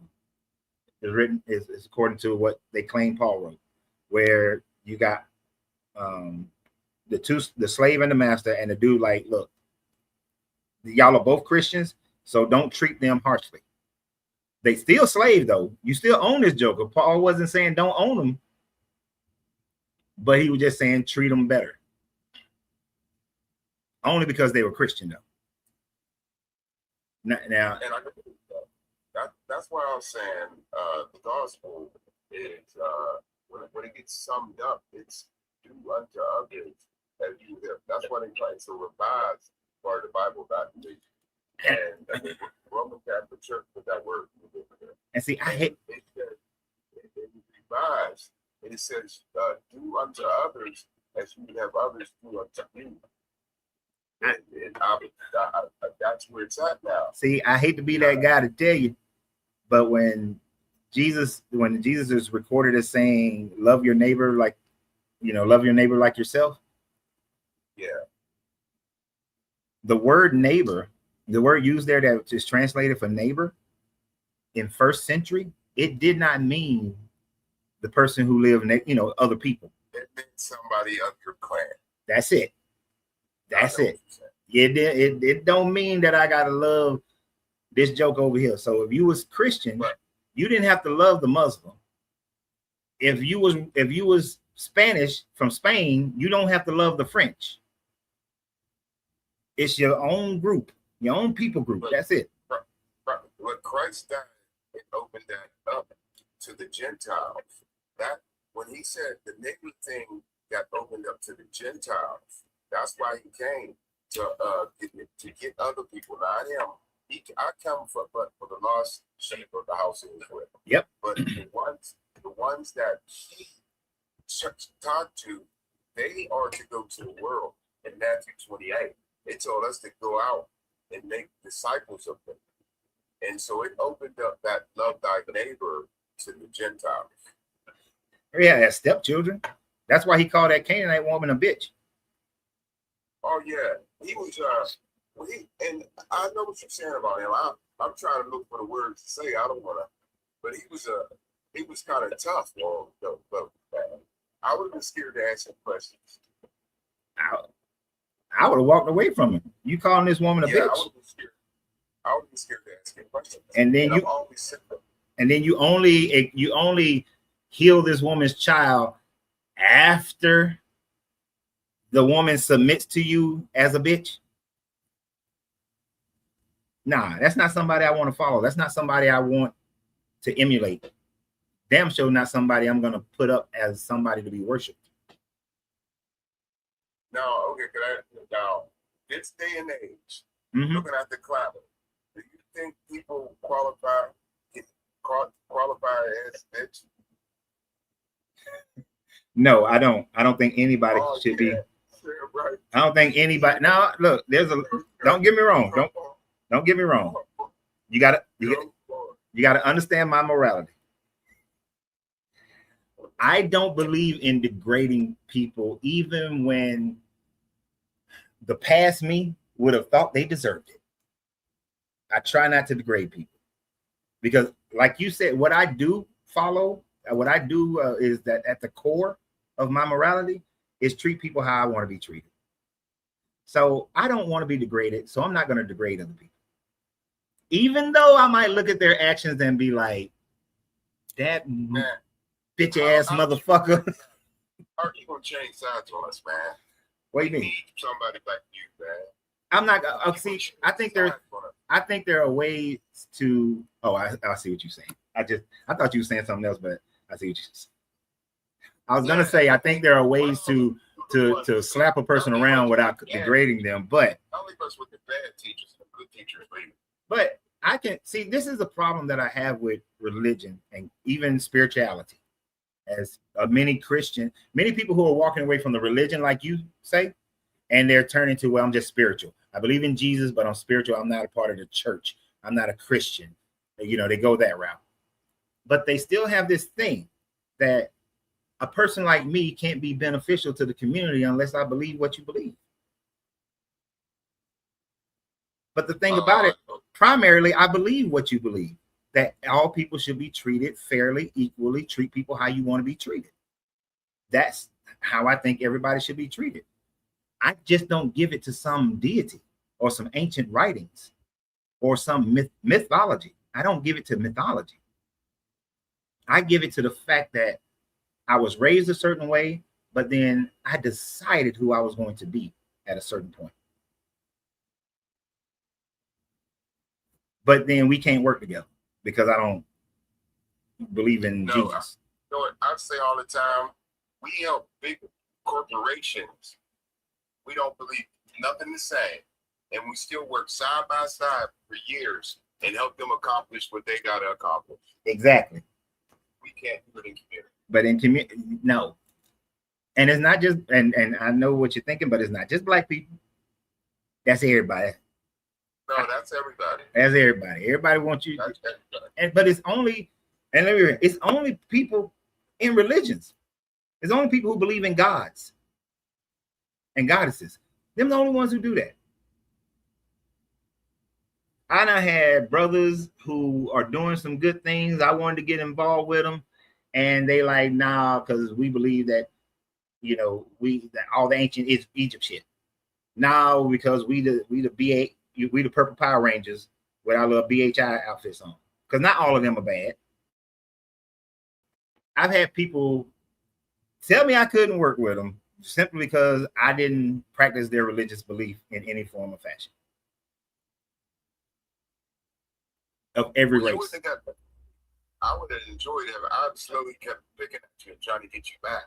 I wouldn't have pushed you away. I know a man like yours can help with you. Yeah, that would have pushed me away though. A man like you. See, that would have pushed me away. The moment you try to move me to your side religiously, spiritually. I wouldn't have did it right off. I developed a certain skill. What did Liam Neeson say? I acquired a certain skill. That's not look. If I was in that movie and I was the other side, Liam Neeson would have got killed because I cannot be moved. I cannot be moved. The data that would, because even if a being just appeared right here next to me right now, right, just chilling, appeared next to me, my first thought is not going to be some god. I'm thinking my first thought is, what's in this cigar? Then my second thought is, and this is just because of my hope, what planet, alien planet you came from, and can I please go because these fucking humans get on my nerves? I am more apt to think it's an alien before I think it's a god. Because I'd rather go and get off Earth than to be here on this planet. Because humans are sick. Humans are viruses. Because we can't even be a benefit for one another 99% of the time. Let me put it like, we can't be a benefit to one another on the macro scale. The micro scale we can, But on the macro scale, we can't be a benefit unless there's a profit that comes out of it. We got to get something for it. Only on the micro can we do stuff for one another without there being something that's in it for me. You know what I mean? Yeah, I know exactly. So human society. So let me just say, let me not say human society is a virus. So I'm more apt to think it's an alien, and I'm ready to go. Come on, man. If you're gonna destroy the earth, destroy the earth. But let me go with y'all. My belief system is like, well, they use the term alien, and my belief system is they talk about something coming from out of the sky and landed in Jerusalem, and I think we're, this is my belief, I think we're seeing things of what we call one thing and it's another, it's an alien, and I think it's another thing. I believe that. I believe that it's a spiritual thing we're seeing, and we're calling it ET. I believe that. Yeah, I don't believe they fly around with wings. I believe they fly around in ships. I believe that. Yeah, I don't know what they were saying. I don't do the ancient alien thing. Yeah, I do, bro. Imagine at 24, how can you follow a star? You can go in the direction of a star. You know what I mean? You can go in the direction of a star, but it's still going to be off in the distance. And it stopped over the house and hovered. Yeah, I don't think it was an alien ship. I think I think they were just being hyperbolic for a motif that is already popularized.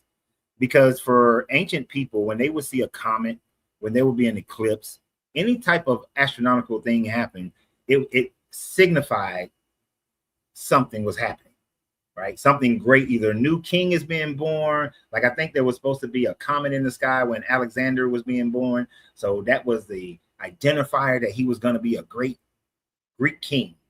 So all these stories prior to the writing of Matthew had these symbols, these motifs of some lights and heavenly bodies doing something special.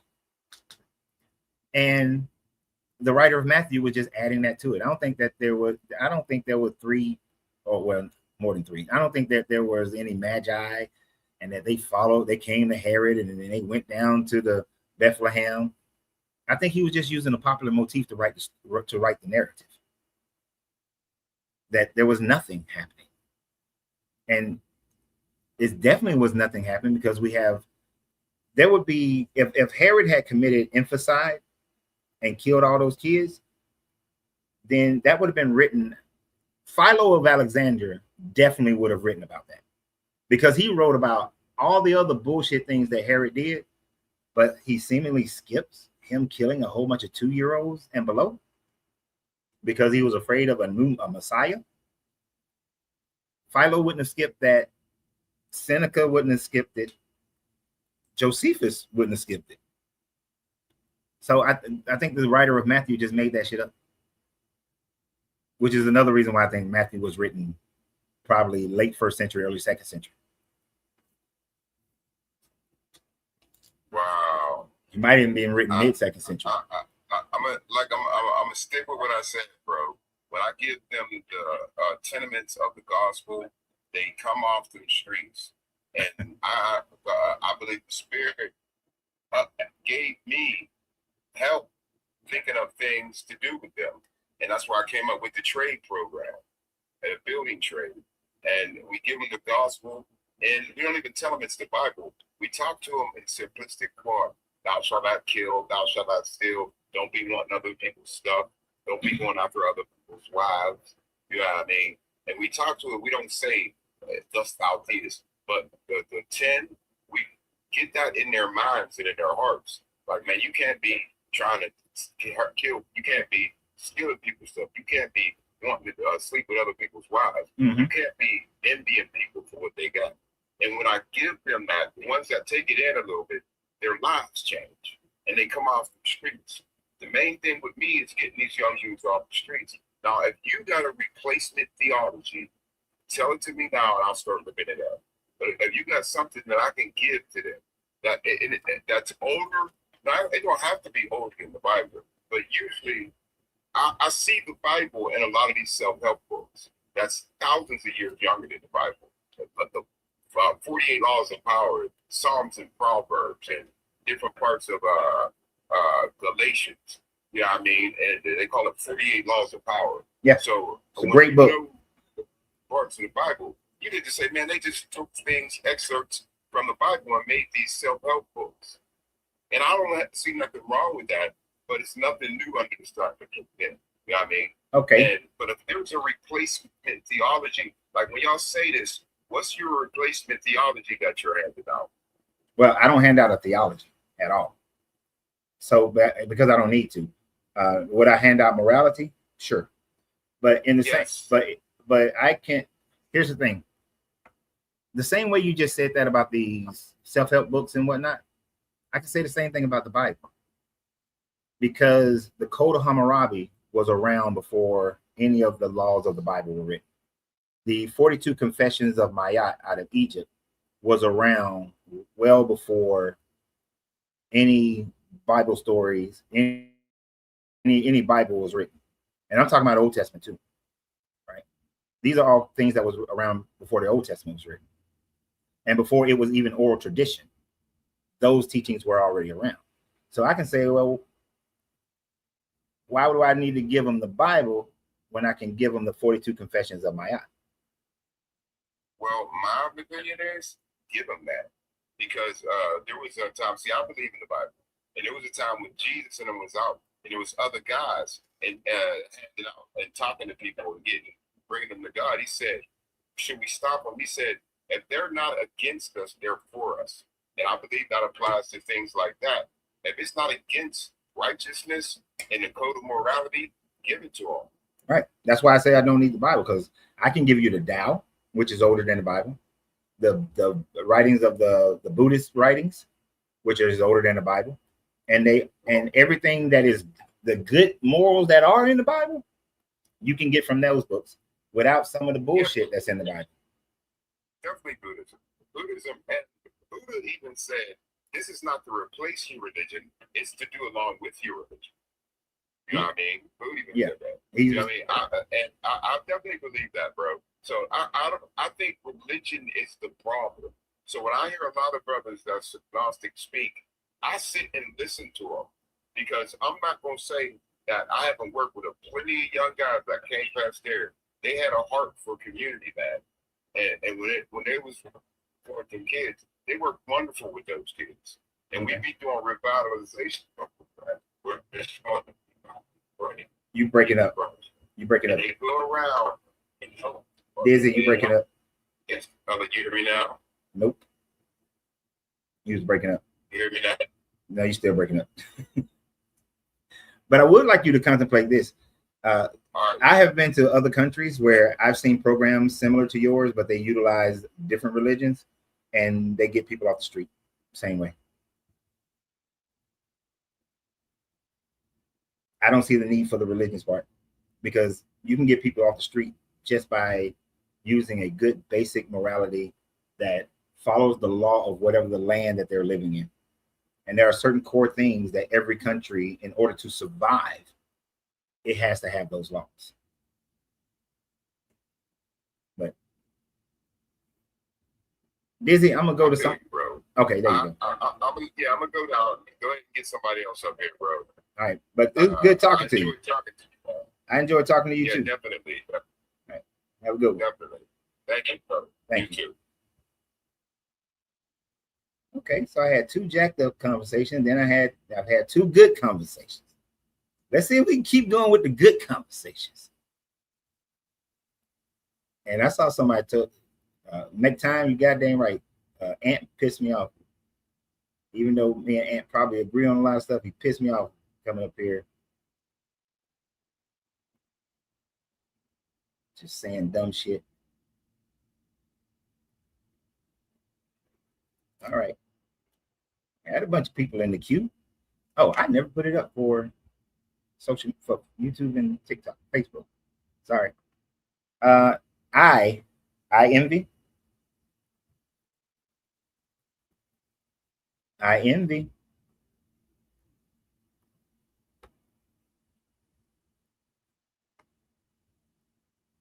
IMV. It can't hear you if you're talking IMV.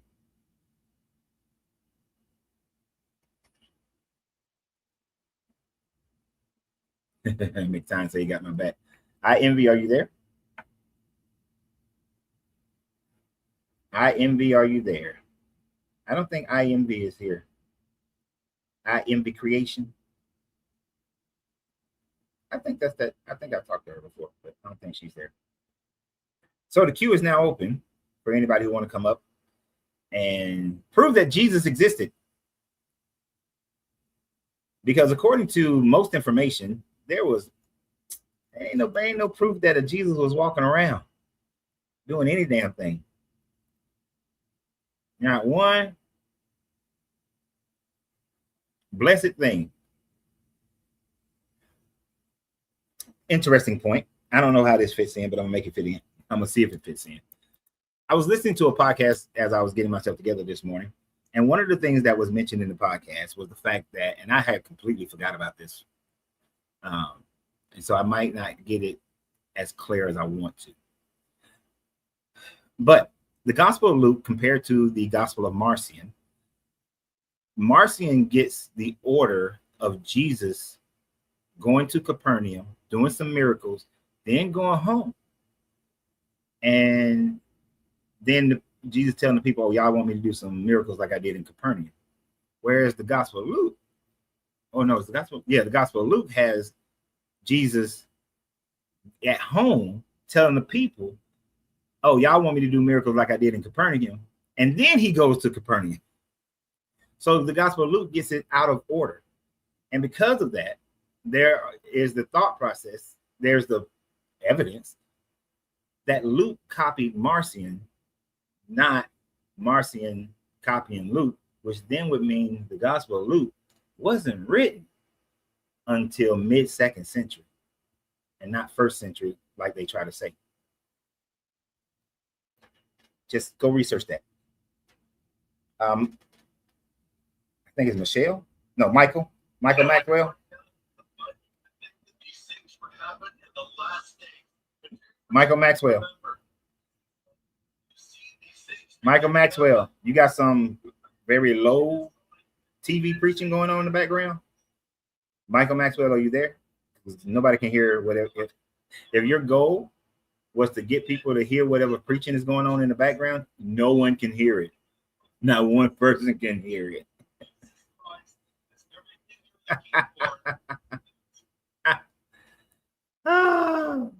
That was a sad attempt, Michael Maxwell. That was incredibly sad. I can't believe you even tried that. But what Michael Maxwell tried to do was to come on here and then have some preaching going on in the background about Jesus. But it didn't work. Wait a minute. How to joke. Thanks for the lightning bolts. All right, we got over here on Facebook or YouTube, I don't know which one is on, Fighting Atheists. Hi, Coach. Hey. What's up, man? How you doing? I'm obviously an atheist. I don't believe that Jesus was God, but I was wondering something. You seem not to believe that he existed at all. How did he become so popular if he didn't exist at all? Like the other ones, Mithras and Dionysus and all of them, they're not popular anymore, but Jesus is. How did he become so popular if he didn't exist? I think he was a at least had to be a historical human like Buddha or Gandhi or somebody. Was you just mentioned people like Mithra and Dionysus? Yeah. Were they hugely popular at one point? Definitely, Coach. Did they ever exist? No, sir. So the same thing. If you tell a story loud enough, long enough, and then have the government support your story get popularized. So that's how he did it.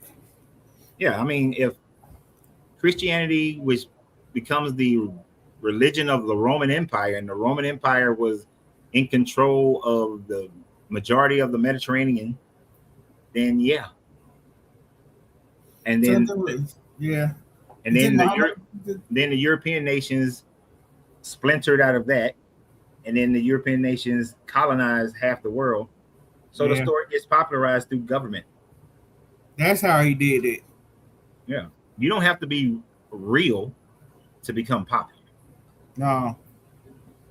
Do you know that about 6-7 months ago, the number one R&B artist in the world was AI, was an AI artist.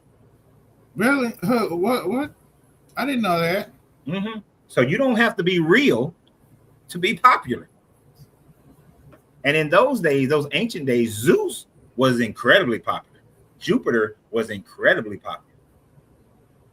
Other than being a planet Jupiter, you ain't got to be real. No. Can you repeat that again? That government, sorry, somebody asked if I can repeat that again. So government intervention, the growth of Christianity comes about through government intervention. The moment Theodosius in 381 decided that the entire Roman Empire was going to be Christian, with government backing, now Christianity becomes the largest religion in the only religion in the Roman Empire. And then they forced that. And then when the European nations break off from the Roman Empire, they kept Christianity because they have been Christians for centuries now. And so when colonization starts, they go out and they force Christianity on the native people. So Christianity becomes most popular religion based on a cult that came out of another religion. That's what it is. I think it's a cult too. I have a question. How come you never join other atheists in their live streams like they do on The Line or on the Atheist Experience? Well, I haven't been on the Atheist Experience yet, but I've been on, they have another one called Talk Heathen. Yeah, I see that all the time. So I've done Talk Heathen 2 or 3 times. I've been on that. I can't tell you right now, but I posted and marketed for like 2 weeks when I was going to be on Talk Heathen. But yeah, I've been on Talk Heathen a couple of times, and they had another show. I forgot the name of the other show. I've been on that one. I would imagine the next show that I'll be on for them is the Atheist Experience, because the way they do it is that you start out on the show that I can't remember the name of. You do that show. If that show goes well, then they put you on Talk Heathen. So I've been on Talk Heathen now twice, and if they like the way you did it on Talk Heathen, then they put you on the Atheist Experience. So either I'll do Talk Heathen again or I'll do the Atheist Experience. Now, as far as when I see other people on TikTok and they're doing their lives and they got 9-10 people up there, I ain't got time for all that, because people got to talk all over each other and it's too much yelling and stupid shit. Well, it ain't stupid. I just don't like it. Yeah. It's not my format to be up there and have 7-8 people talking at the same time. Do you know who Matt Dillahunty is? Who? Matt Dillahunty. Yeah. Former Atheist Experience guy. He was the reason I became an atheist. One of the 2 reasons I became an atheist in the first place. He talked me out of believing in hell. Well, that's good that you got talked out of believing in hell, but hell, because it don't exist. Yeah, I was about to run back to Judaism because I thought I was going to go to hell if I died while I was an atheist, and he told me that it was just a grave back in the Old Testament, not like a fire, and I just stopped believing in it. Now I'm not even afraid to die no more. And that's a good thing. I'm not going anywhere. That's a good thing. Yeah, Matt Dillahunty is good. I like him. I do too. But hey, that guy earlier was talking about Akhenaten. He was a historical figure, but there's another Jesus type guy. Have you ever? That was historical. Have you ever heard of Ptolemy Soter? Yeah, Ptolemy Soter. That's where we get Serapis. Yep, I was just about to tell you that.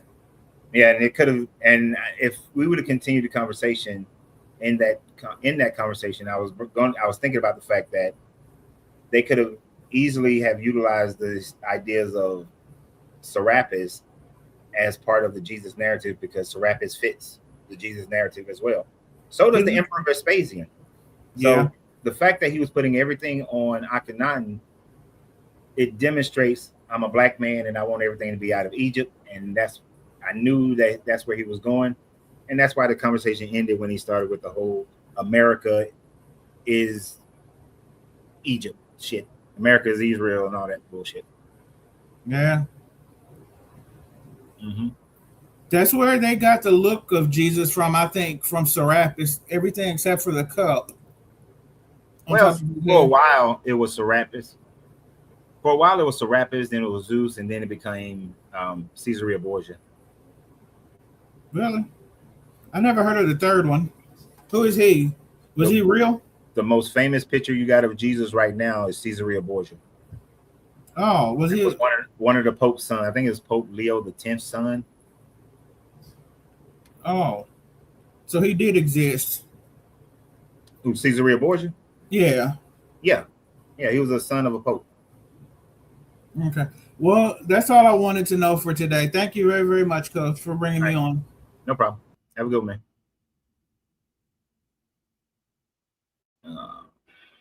Put this back. Did Paul exist? Nope. Paul never existed either.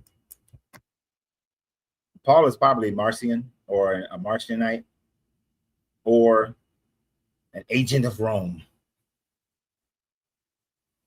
But Paul never existed. We have no proof of Paul's existence. And if you read what is it? Damn, I forgot the name of the story. Paul seems like a literary character that is following a character that you find in the story of Dionysus. And I can't remember the name of the damn story. That was about 300 years older. Euripides, I think, something like that. I'll remember in a minute. I had somebody up here, but he went away. Oh, he must have accidentally came up. That happens. So what is a Greek story? What is the Greek story from? It was 300. It was written like in 200 BCE, and it was just as popular. You know, kind of like how Shakespearean story Othello is still incredibly popular today, even though it's hundreds of years old. But if you read that story, it sounds like the Paulinian story. It sounds a lot like Paul. How Paul came about. No, not Dionysus and the Pirates. The Bacchae. Thank you, Kevin. The Bacchae. I said Euripides. I got that. I was way off. Yes. So if you were to go and read the Bacchae, you're going to have this story where there's this king who's persecuting the people who are followers of Dionysus. And then Dionysus showed up, but he showed up like as a beggar or some shit like that. And then he was like, they had this whole big conversation. And then he's like, bam, I'm Dionysus. And why are you persecuting my people? And then the king was like, oh, I'm so sorry, Dionysus. I should not have. I'm a convert. And then he converts over and becomes a great leader of the Dionysus cult. So, yeah, read the Bacchae. Paul sounds like the Bacchae. Capone. What's up? How you doing? Are you over 21? Yeah. All right. Are you a believer in Jesus? Yeah, in the Bible. Yeah. Yeah. All right. So my stance is that Jesus of the Bible never existed.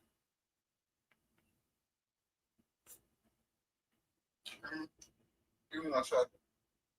Yeah, because eating, this is just a personal thing for me. Question that off of what? Why are you that's the food? Okay. I need you to do me a favor. I don't know if you're on your lunch or what the situation is, but a personal thing for me is mouth noises. I can't. Oh, my bad. Can't do mouth noises. Yeah. Okay, so just based on the evidence that we do have of everything outside the Bible, there's absolutely nothing that would lead me to believe that the Jesus of the Bible ever existed. And based on the information in the Bible, I would have to say that the Jesus of the Bible is a literary tale. So, like, there is absolutely no one in the first century who attributes, no historian in the first century writes about Jesus. Philo of Alexandria, who was an immense writer of everything going on in Judaism, in Judea at that time frame, never mentions Jesus, talks about everything else that was surrounding, talked about Pontius Pilate, talked about Herod, he talked about all these other things going on in Judea, never mentioned Jesus. Suetonius never mentioned, not Suetonius, Seneca never mentions Jesus. When we have later writings Suetonius and Tacitus and Pliny the Younger, these Roman authors are not talking about Jesus. They're talking about people who believed in a dude named Crestius.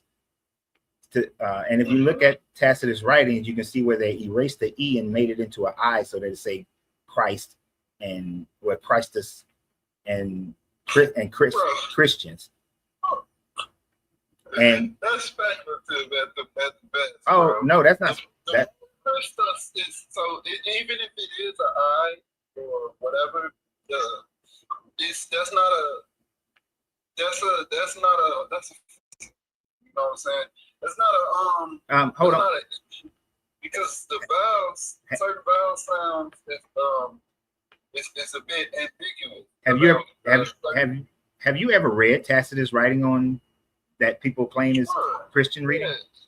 Yeah. So you've seen, Annals of Rome. yeah. So you looked it up. So you see, Yeah, 44. so you see where they erased the E to make it an I. No, so the E and the I, that's what I'm saying. The E and the I is still saying Christus. No, because there's a huge difference. When you change that, so when it's an E and it's Crestius, Crestius was a name that's given to someone who's a slave or someone who's poor, and also could be to someone who's just a decent person. Christus means an anointed person. So there was two distinctly different meanings just by changing one letter. Well, this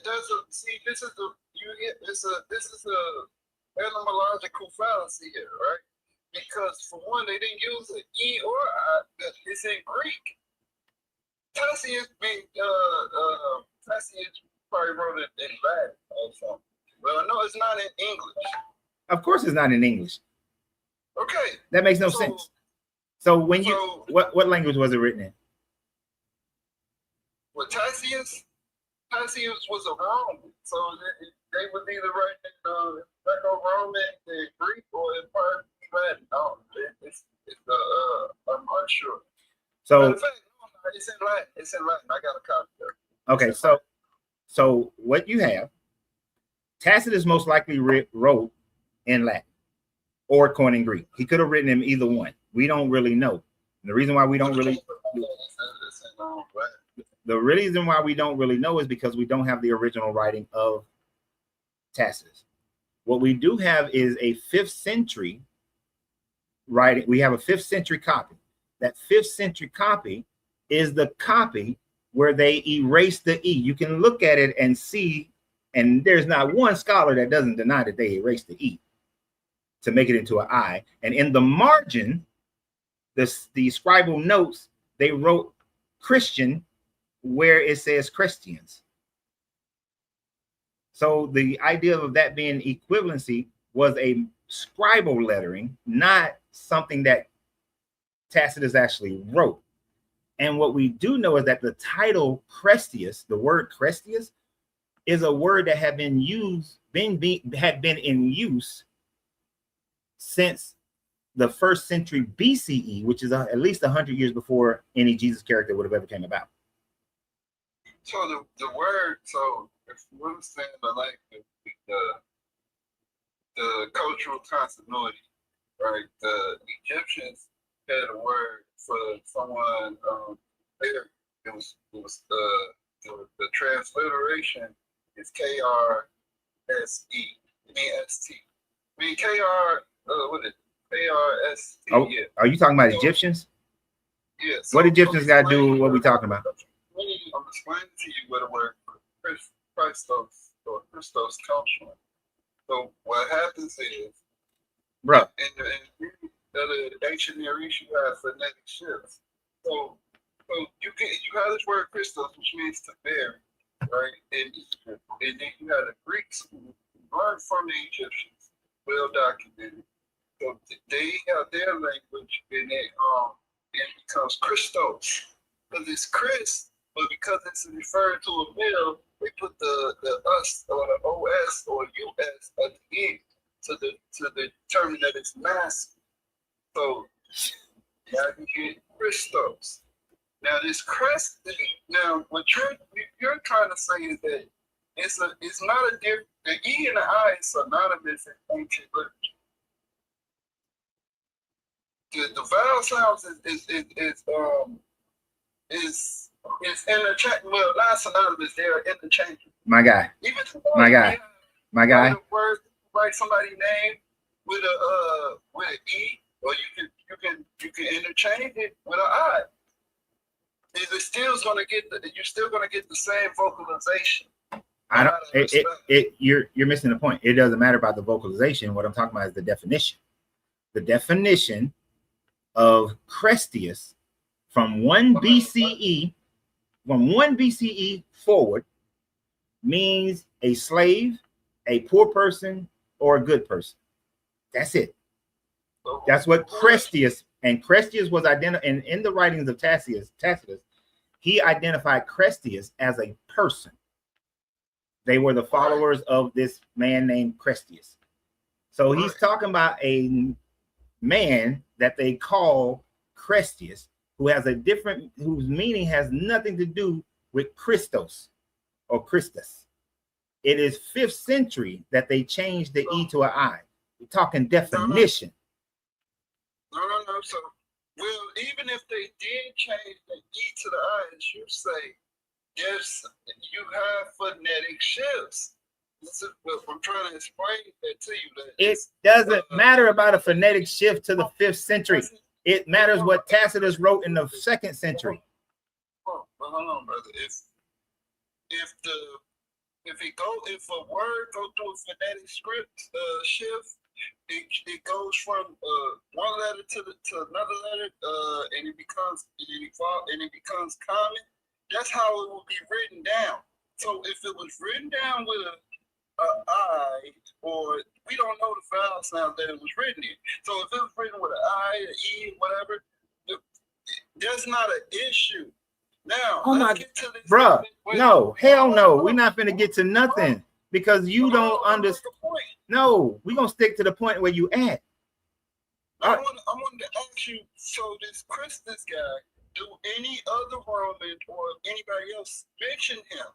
Or even the event that Tacitus is talking about? Is this just specific to Tacitus?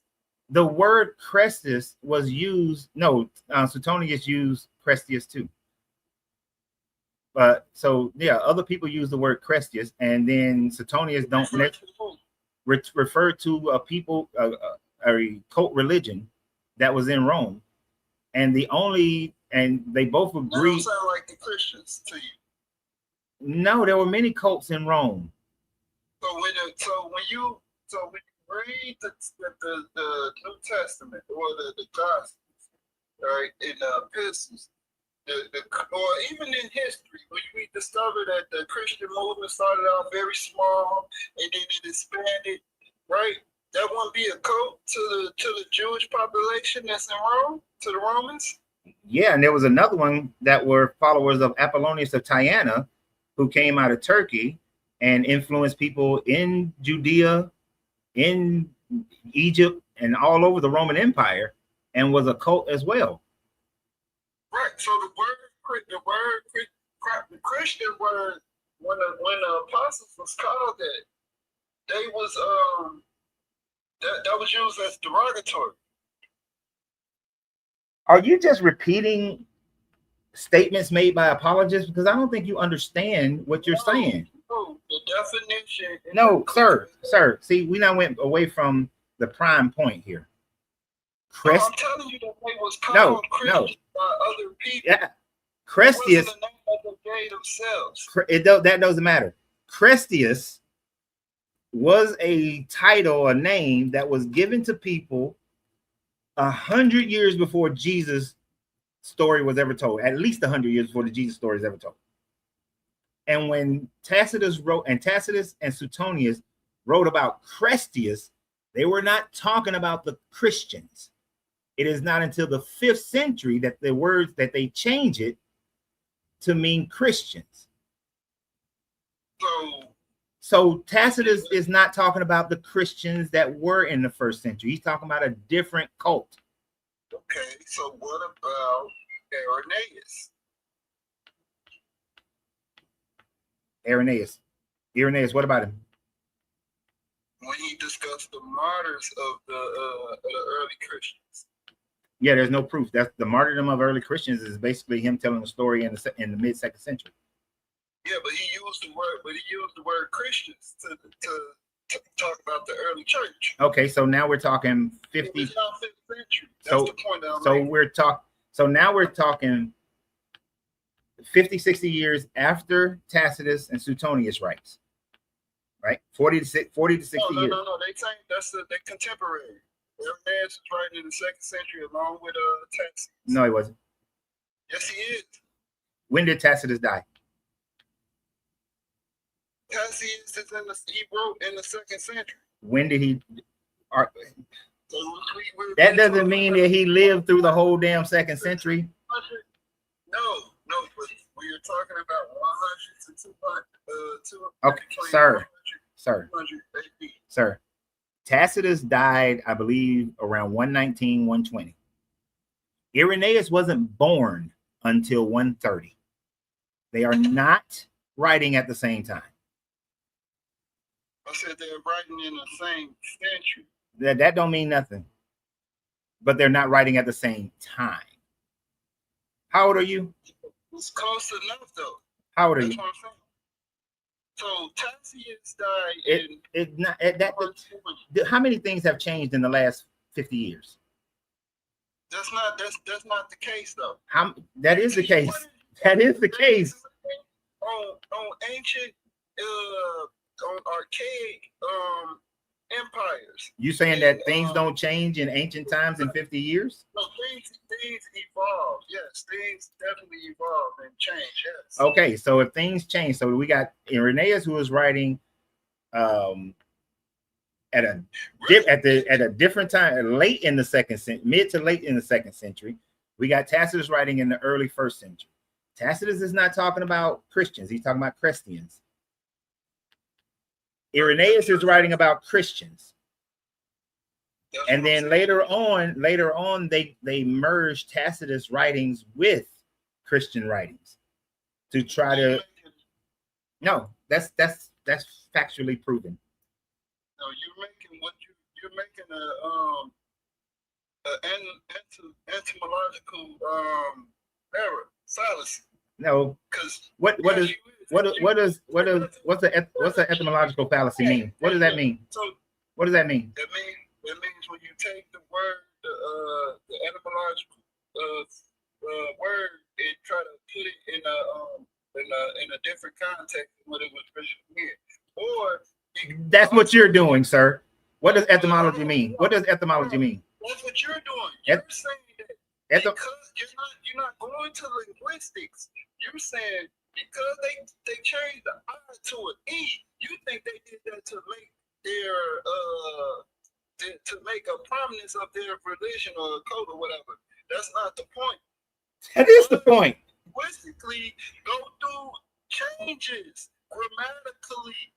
So them writing that I in the 1st century and change the E in the 1st century and then changing it to an I. If you understand how the I and the E, how it developed its distinction, then you'll understand the ancient culture way. For one, the Greek don't have an I.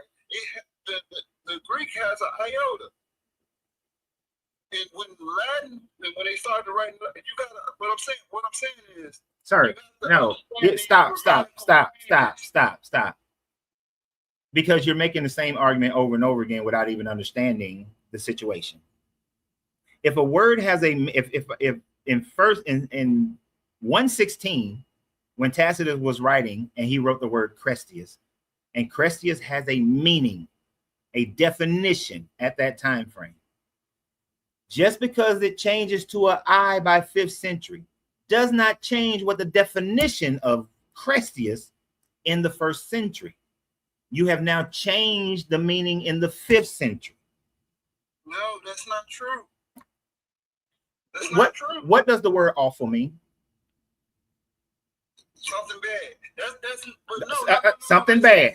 Does Let's something stick here. No, because you're not understanding. You got problems understanding. What does the word awful? You just said it means something bad. In the 16th century, in the 17th century, and through the 18th century, the word awful meant full of awe of something good, like you was amazed at something. Yes, and stop to be astonished. But that's what awful. But you just said it means something bad. No, but that's you using that. No, that look. That is an. It's a fallacy, bro. That is an etymological change in a word. When a word starts out meaning something, you have a word, it means one thing, but then it changes to a different meaning based on the different culture later on. That is changing. That's what changing that word means. But we can't. But if somebody wrote about something being awful in the 1600s, their meaning of that thing that they're talking about doesn't make that thing in the 1600s bad. It makes it what it meant in the 1600s. So when Tacitus wrote about Cressius in the 2nd century, he meant what it meant in the 2nd century, not what it came later to mean. But what's the color is writing in the 2nd century too? That's what I'm saying.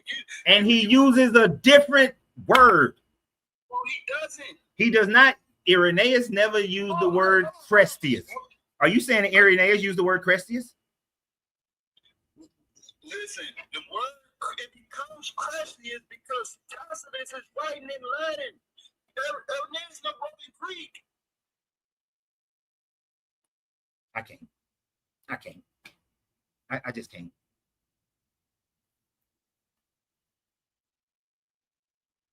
Basic understanding, people. It's basic understanding. Tacitus died in 120. Thank you for looking that up, Glenn. Tacitus died in 120. Irenaeus wasn't born to 130. Tacitus wrote about Crestians. It meant a different group that had already been in existence from 1 BCE. A name, a title, already in existence from 1 BCE. You can't then, because Crestius, and then when Irenaeus is writing, and he uses Christos has a different damn meaning than Crestius. And then just because in the 5th century, they changed Tacitus' writings to say Crestius, doesn't mean Tacitus was fucking writing about the same thing that Irenaeus was writing about. Oh my damn. Oh my God. Look, I say this thing anytime somebody does a super chat, then I'm going to read their super chat. So Luke D. Said that, and thank you for the $4.99 gift, Luke D. There is more tangible evidence of Jesus' existence and resurrection than Julius Caesar's existence. What is bro on about? Stop listening to buzzwords on social media. There is not one historian walking around who would say that there's more tangible evidence of Jesus than there is tangible evidence of Julius Caesar. We got coins with Julius Caesar face on. We got busts that were made during the time frame of Julius Caesar.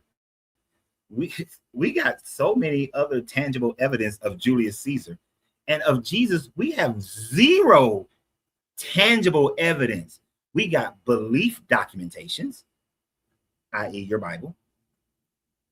We don't have any stones, any busts, any portraits, any nothing that's tangible of Jesus or the resurrection.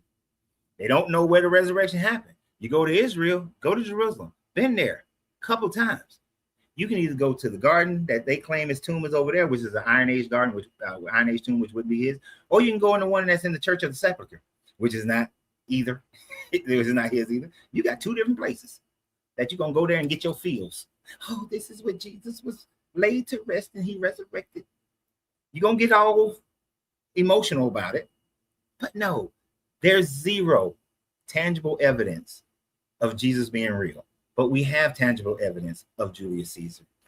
Thank you for your $4.99 donation to the channel. I greatly appreciate that. Oh my damn. The freaking hilarity that people are willing to espouse out of their mouth about this stuff.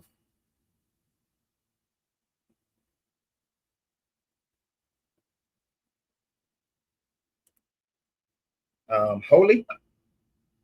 Am I saying Holly. that? Holly? I'm sorry. I don't have my reading glasses on. Forgive me. Holly, are you over 21? Yeah. Okay. Are you a believer in Jesus? I am. Okay. So what will be your So proof that Jesus existed? I don't have proof. Okay. I have faith. There's a difference between proof and faith. Right. Faith is not having evidence, and people have faith in a whole bunch of different gods. Currently, about 4,200 of them. Like can I see your necklace? The upside down hand? Yeah. What religion is that?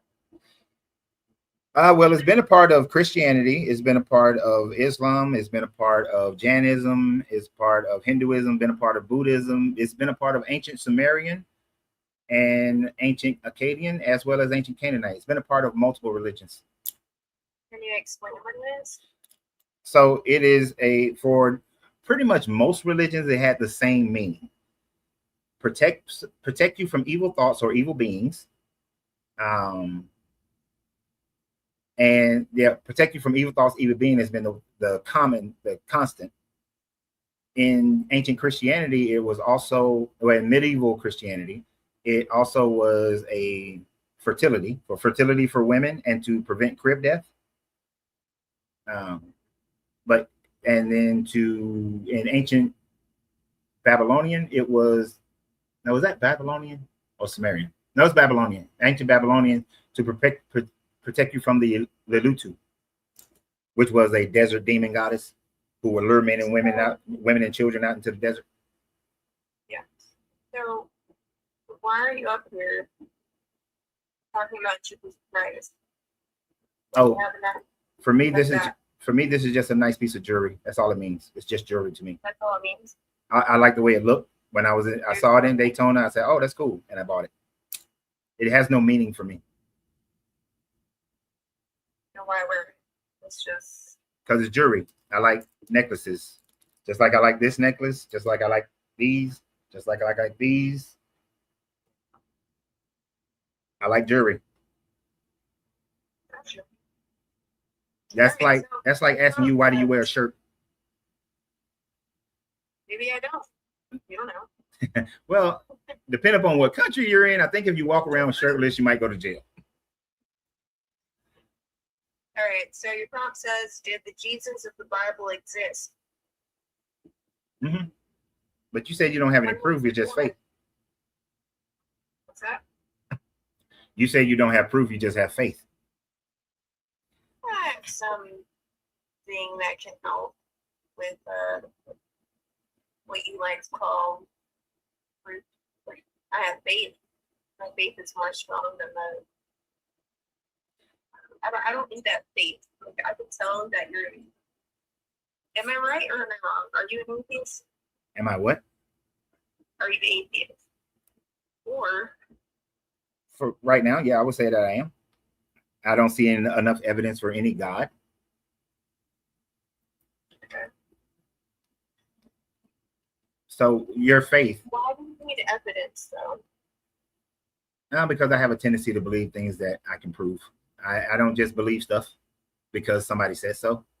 And then when I research religions, especially Christianity, I find that most of the information there goes in straight contradiction to actual history that we know.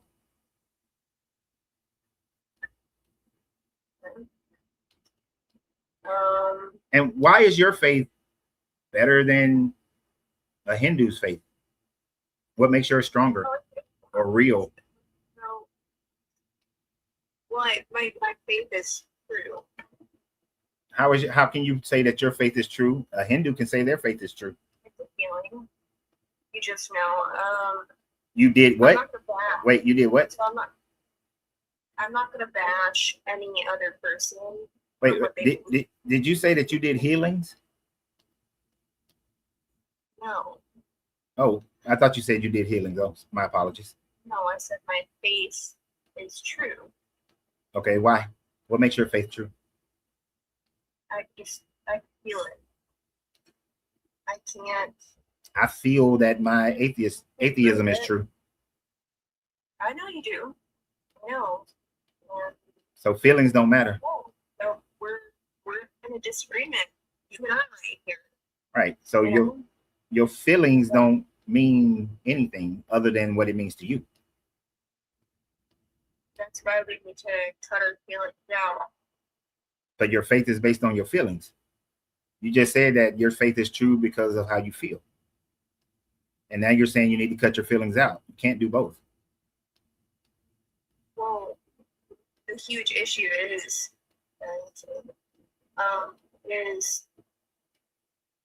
feeling sorry for yourself. You wait a minute. I didn't hear you. It was like some noise in the background. Say it again. So the huge issue that people have Uh-huh. is it's feeling sorry for yourself. If you cut that out, sorry. How does feeling? Who said you cut out feeling sorry for yourself? I don't understand where you're going there. What I'm trying to say is stop feeling bad for yourself. Stop victimizing yourself. Start searching through the scriptures. Who said? And you will Are not. you saying that about me? Faith in general. You saying that about me? No, in general. Why do you figure that in general people don't believe because they're feeling sorry for themselves and feeling like victims? Where do you? Because I know. No, you don't know. Where do you have that is very arrogant of you to say that. It's not arrogant. No, it is. The overwhelming majority of people that I have ever met that have deconstructed from Christianity were not feeling sorry for themselves and did not feel like victims. They actually read and studied the Bible. The hundreds of pastors that I know of and deacons and elders who walked away from the church, and a deacon like myself was not because I felt sorry for myself. It was because I wanted to know the truth. And so I studied and I walked away from the Bible. And many of those that I know of walked away from it who studied. And there are some who now feel trapped because they economically they cannot walk away from the church because that's how they've made their money for the last 40 years. So they can't walk away because there would be financial stress on their families. So this whole idea of victimhood and church hurt is a jargon that the church has drummed up in order to try to describe people who thought and used critical thinking to walk away from the church. That's arrogant to think that you know why people left. I tell you what, but if you can convince me that God is not real and that Jesus Christ is not real,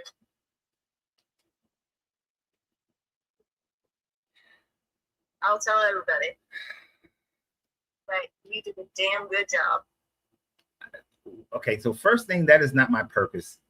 If you are a good person and you following Jesus, keep being a good person. But according to the Bible, in the book of Matthew, Jesus was supposedly born during the reign of Herod. Would you agree? Your audio. You say yes or no? Sure. Okay, so the book of Matthew says that he was born during the reign of Herod. Herod died no later than 4 BCE. According to the book of Luke, who says that I am doing this orderly and correct version of the things that happened, Luke says that Jesus was born during the time frame where Quirinius was governor of Syria and a census was done in Judea. That didn't happen till 6 CE. Is it possible for Jesus to have been born 10 years apart twice. Can I ask you a question? I'd rather you answer the question. What does CE stand for? Oh, CE means common era. AD. So to make it easy, AD. So 6 AD. After that? Which that is a huge mistake in you. It doesn't mean after death. Why is that a mistake though? Because it doesn't mean after death.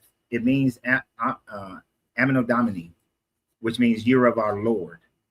So it's not. They didn't start counting when the Gregorian calendar inserted this in the 1600s, I believe.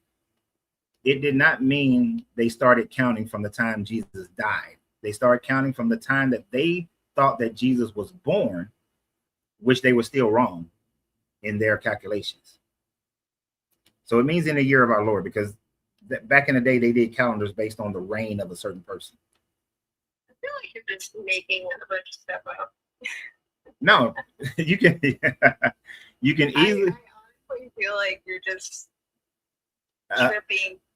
No, you can go look. You can go look it up. That you had that AD doesn't mean after death. That was a popular thing in America. You gotta look at the translation. It means Anno Domini, which the translation is in the year of our Lord. That's what it means, in the year of our Lord. So have you ever read something ancient and they said that, okay, no, in your Bible, in First or Second Kings, Solomon says that it says in the 4th year of Solomon's reign, that was 450 years, 480 years, I think, from the time of the Exodus. They don't give a year like we do years. They calculate the time in the Bible is calculated based on them saying the 4th year of the reign of Solomon. So that's how ancient people did time. We didn't change into our framework of time until the Gregorian calendar. And they estimated the year of Jesus' birth, and they said this is 1.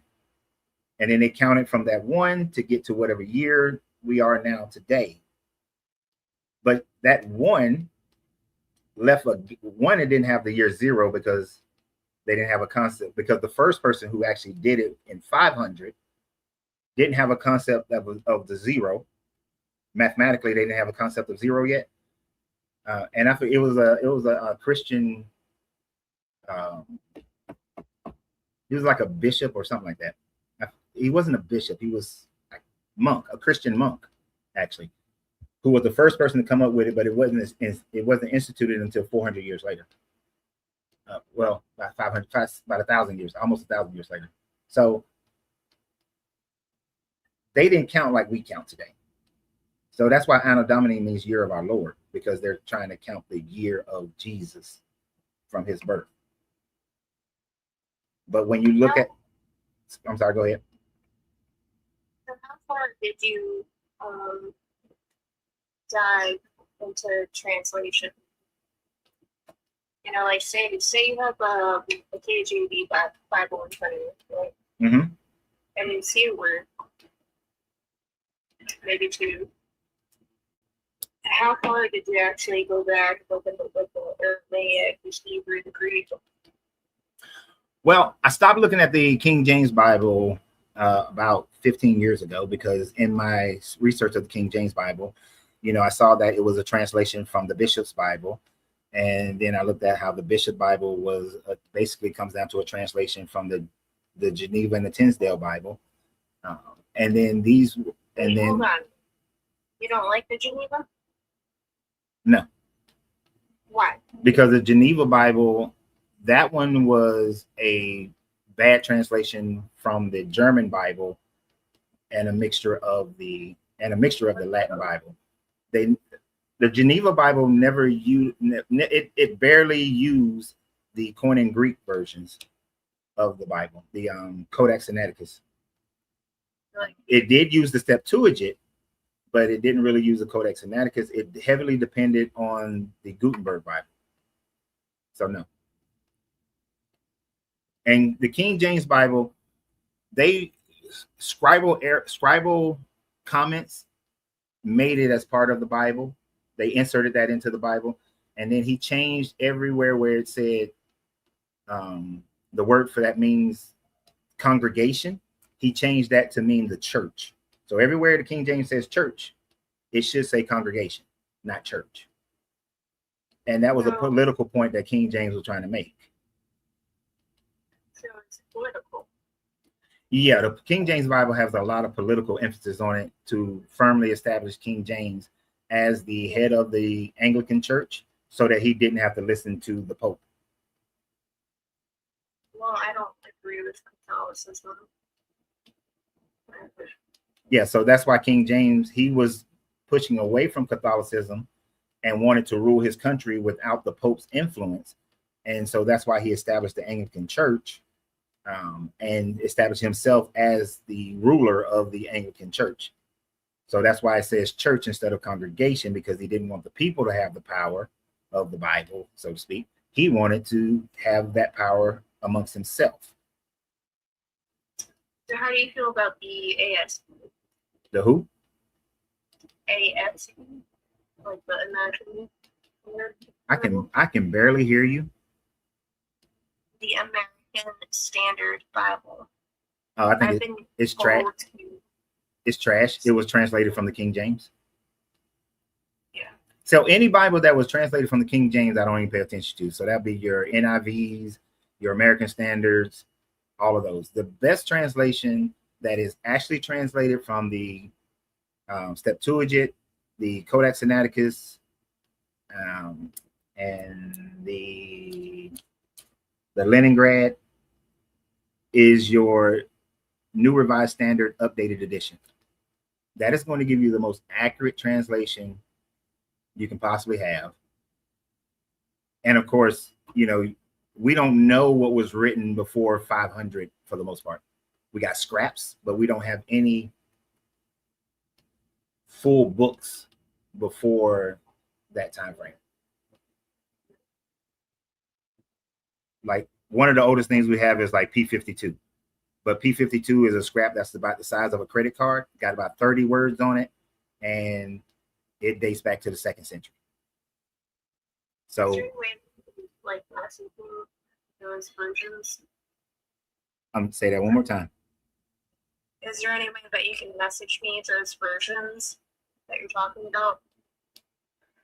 I would write it down, but yeah. So if you go to my profile, you can send me. You should be able to send me a message, and then I'll respond to it. I can't do it right now, so I'll respond to it in a message. So you message me, and I'll send it to you.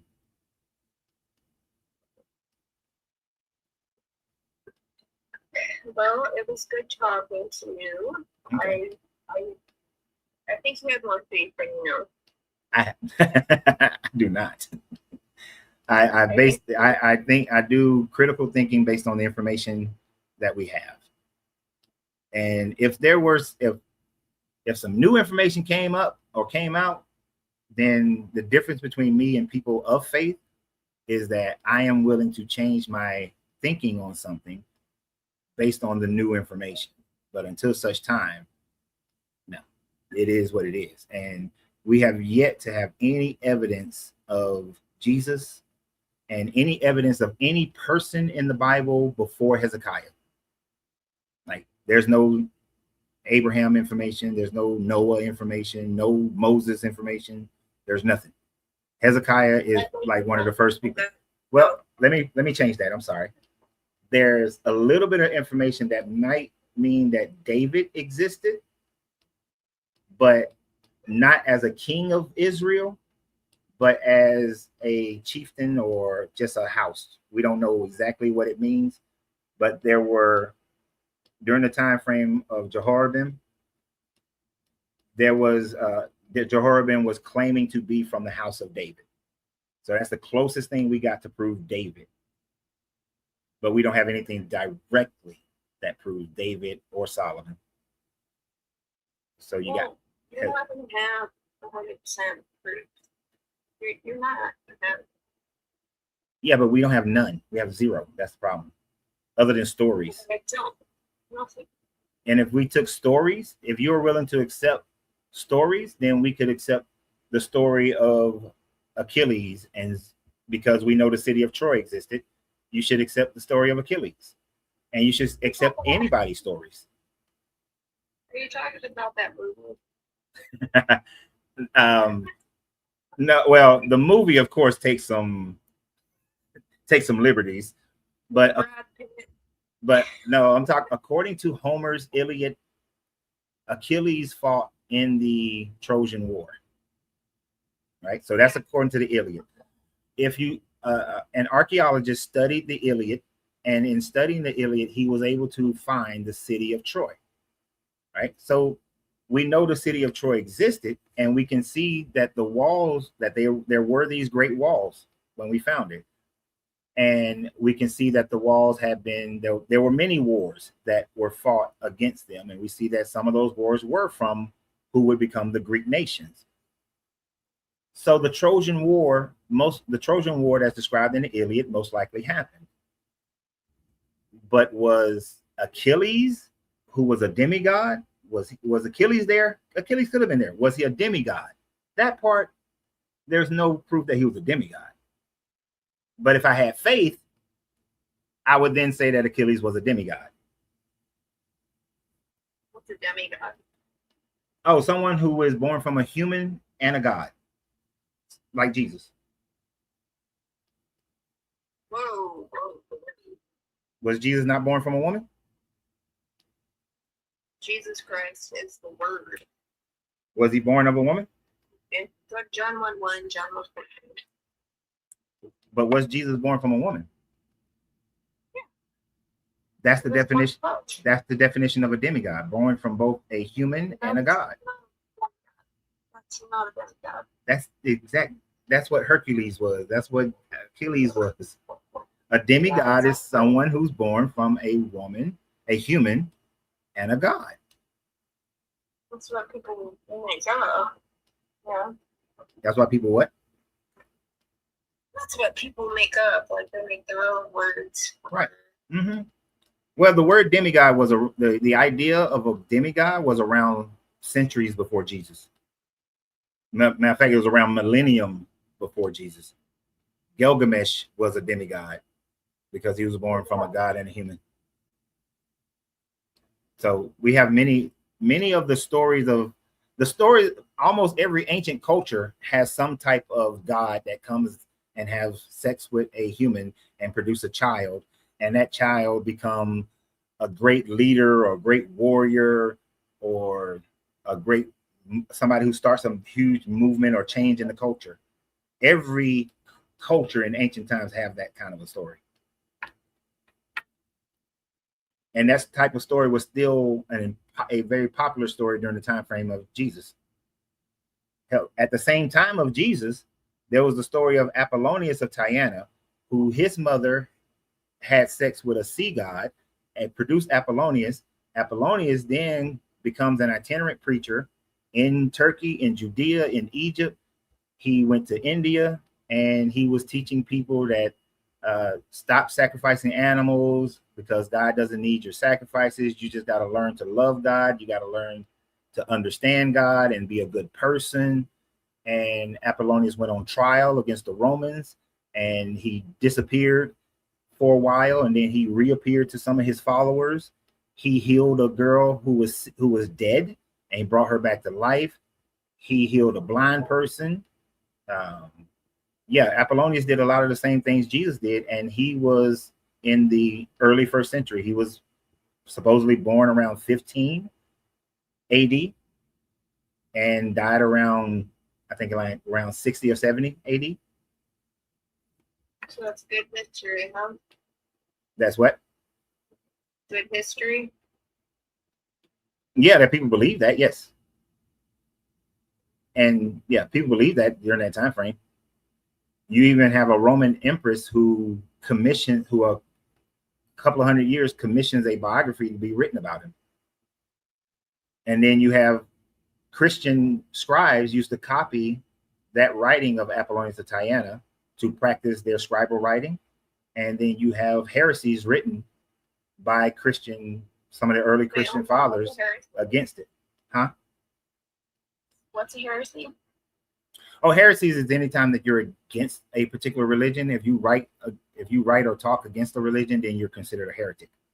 So, like, if you were to talk against Islam, then you are a Muslim heretic.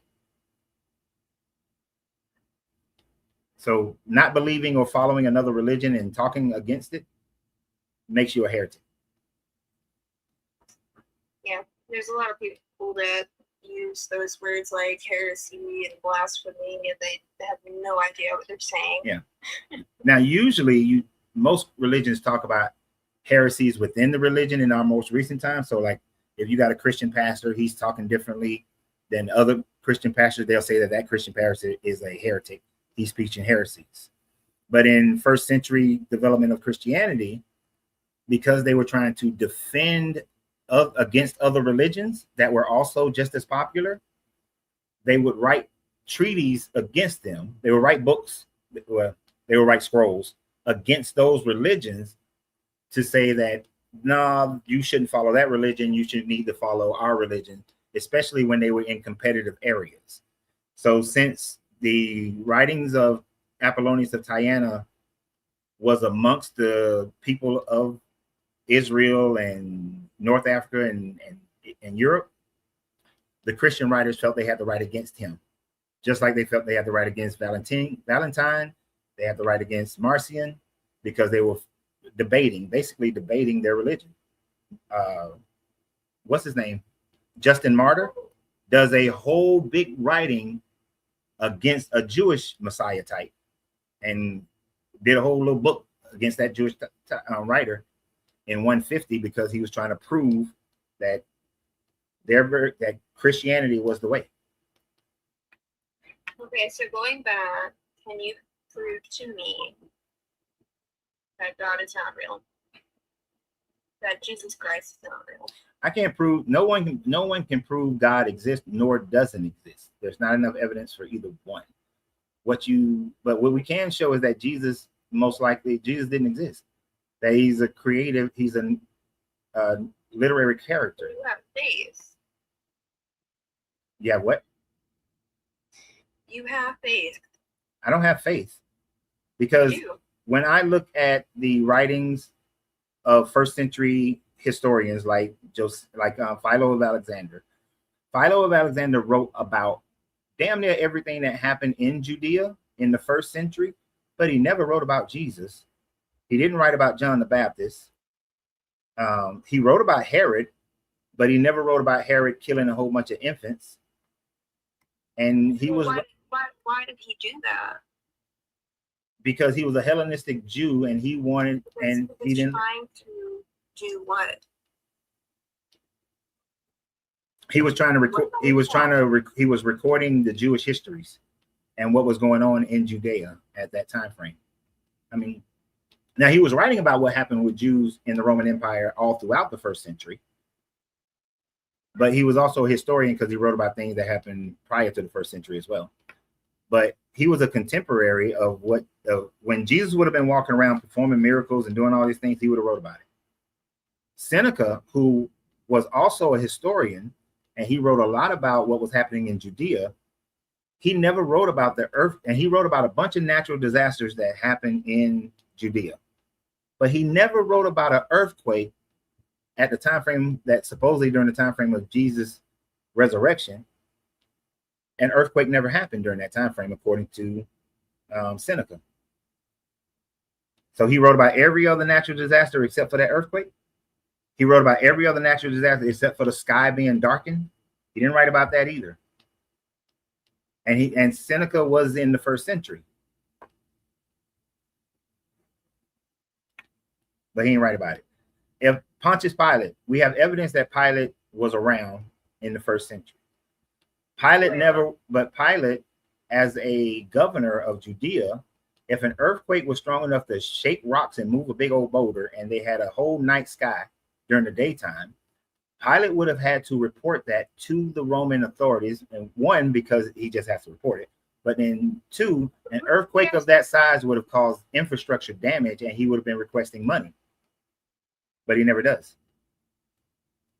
Don't your conscious have to report it too? He would have reported up the chain of the Roman government, just like What was the guy's name? I can't remember. what's what name? Like, what was the guy's name above him? Well, the Roman Senate would have been above him, but you're mainly looking at reporting it to the emperor. So I'm assuming you're an American. So if you were the governor of your state and you say you was the governor of Louisiana and Hurricane Katrina comes through there and we didn't have our news sources like we have today, in order to get federal funds, you would have to report that to the president, right? I would have to report that to the president. Yeah. So in order for the president to know that federal money needs to be sent down to Louisiana for Katrina, you got to report it to the federal government. So if an earthquake had happened the size that Matthew dictates that it happened, and the night darkness would have happened, being a governor of Judea, which is an appointment by the emperor, he would have to report that to Emperor Tiberius, I think was the emperor at the time. I think he would have, no, Emperor Augustus, sorry. That would have been during the reign of Emperor Augustus. He would have to report that up to the emperor. I think it was Augustus. I'm not exactly sure which emperor it was. Yeah, during the reign of Emperor Augustus. Yeah, it was Augustus. I think it would have been Augustus. No, it wouldn't have been Augustus. It wouldn't have been Augustus. It would have been a different emperor. But he would have reported up to the Roman emperor. You have faith. Ma'am? I can feel it. I can feel it from you. Ma'am, I have no faith in your God. I actually find it insulting that you would just automatically decide what you think I have. I have no faith in your God. I don't do faith. I'm either confident in something or it's an unknown to me. But I do not have faith in your God. And if a God did prove himself, if somehow some God was able to prove that it was God, there's absolutely no way it would be the God of the Bible. So how can you wear that necklace on your neck? Because it's just jewelry to me. That's it. Just like the hat with the steer on it. I'm not from Texas. I'm from Atlanta. And just I was thinking about that the whole time. I'm not from Texas. Many people think I'm from Texas because I wear this hat. But I'm not from Texas. I was wearing hats like this when I lived in Atlanta because I'm from Atlanta. It's just a style that I like. Just like the clothes you wear is a style that you like, right? And many of the clothing that you wear will have a logo of some sort or a name on it. Does that mean that you have any attachment to that name or that logo? Exactly. So it's just jewelry. Well, I mean, if you're gonna wear it, at least be prepared to represent what it means. No, I don't have to represent what it means. I just wear it. Do you represent the company of the car that you drive? Or do you just? How do you know? Or do you just? How do you know? I'm I asking. never don't drive a car. That's why I asked. That's why that was a question. Do you represent the car that you drive? No. You No, just sir. right. You just drive the car because for one reason or another, that's the car you bought. It could be economic reasons as to why you bought the car. It could be safety reasons you bought the car. It could be 11 different reasons why you bought that car. It could be a status reason. Like, I'm not an expensive car guy. I wouldn't buy an expensive car for the most part. But most people buy it for status. I buy a vehicle because I like the vehicle. Yeah. So, I mean, I understand. I do. okay. That's the second time you asked me that one. I know, but a lot of people always think that because I wear the jewelry I wear has a meaning to it for me, but it doesn't. The meaning, and I've expressed it multiple times, it is just something I like. This is one of my favorite colors. Where the hell is the thing? It's just one of my favorite colors. That color blue. And I like the little hand. And if I flip it upside down, it'd be Janism. Holding it down like this. What? Yeah. But If you flip it upside down, it would be what? oh, if I held it like this, so in Jainism, it's always up. In most other cultures, it's down. But in Jainism, the hand is up. Just like I don't know. But it's just like I had a guy, I met this guy once. He had the hat on with one of these, and I was like, oh, and this is when I was kind of more like you. And I was like, oh, so you practice Jainism? And he was like, nah, I just like the hat. And that's all it was. He just liked the hat. Can you explain what Jainism is? I mean, Jainism is a religion that branched off from, I believe it branched off from Hinduism. And it's just a very ascetic religion that believes that you shouldn't kill anything on the planet, that you should live a peaceful life, you should take care of people, be nice to people, learn about nature, and through your learning of nature and the cosmos, that you go into samadhi or nirvana. I don't know a whole lot about it. It's not one of the ones I studied a lot of, but I just know it's a very peaceful religion. Like they don't fight wars or get involved with wars. They're very non-confrontational. They're kind of like Hare Krishnas.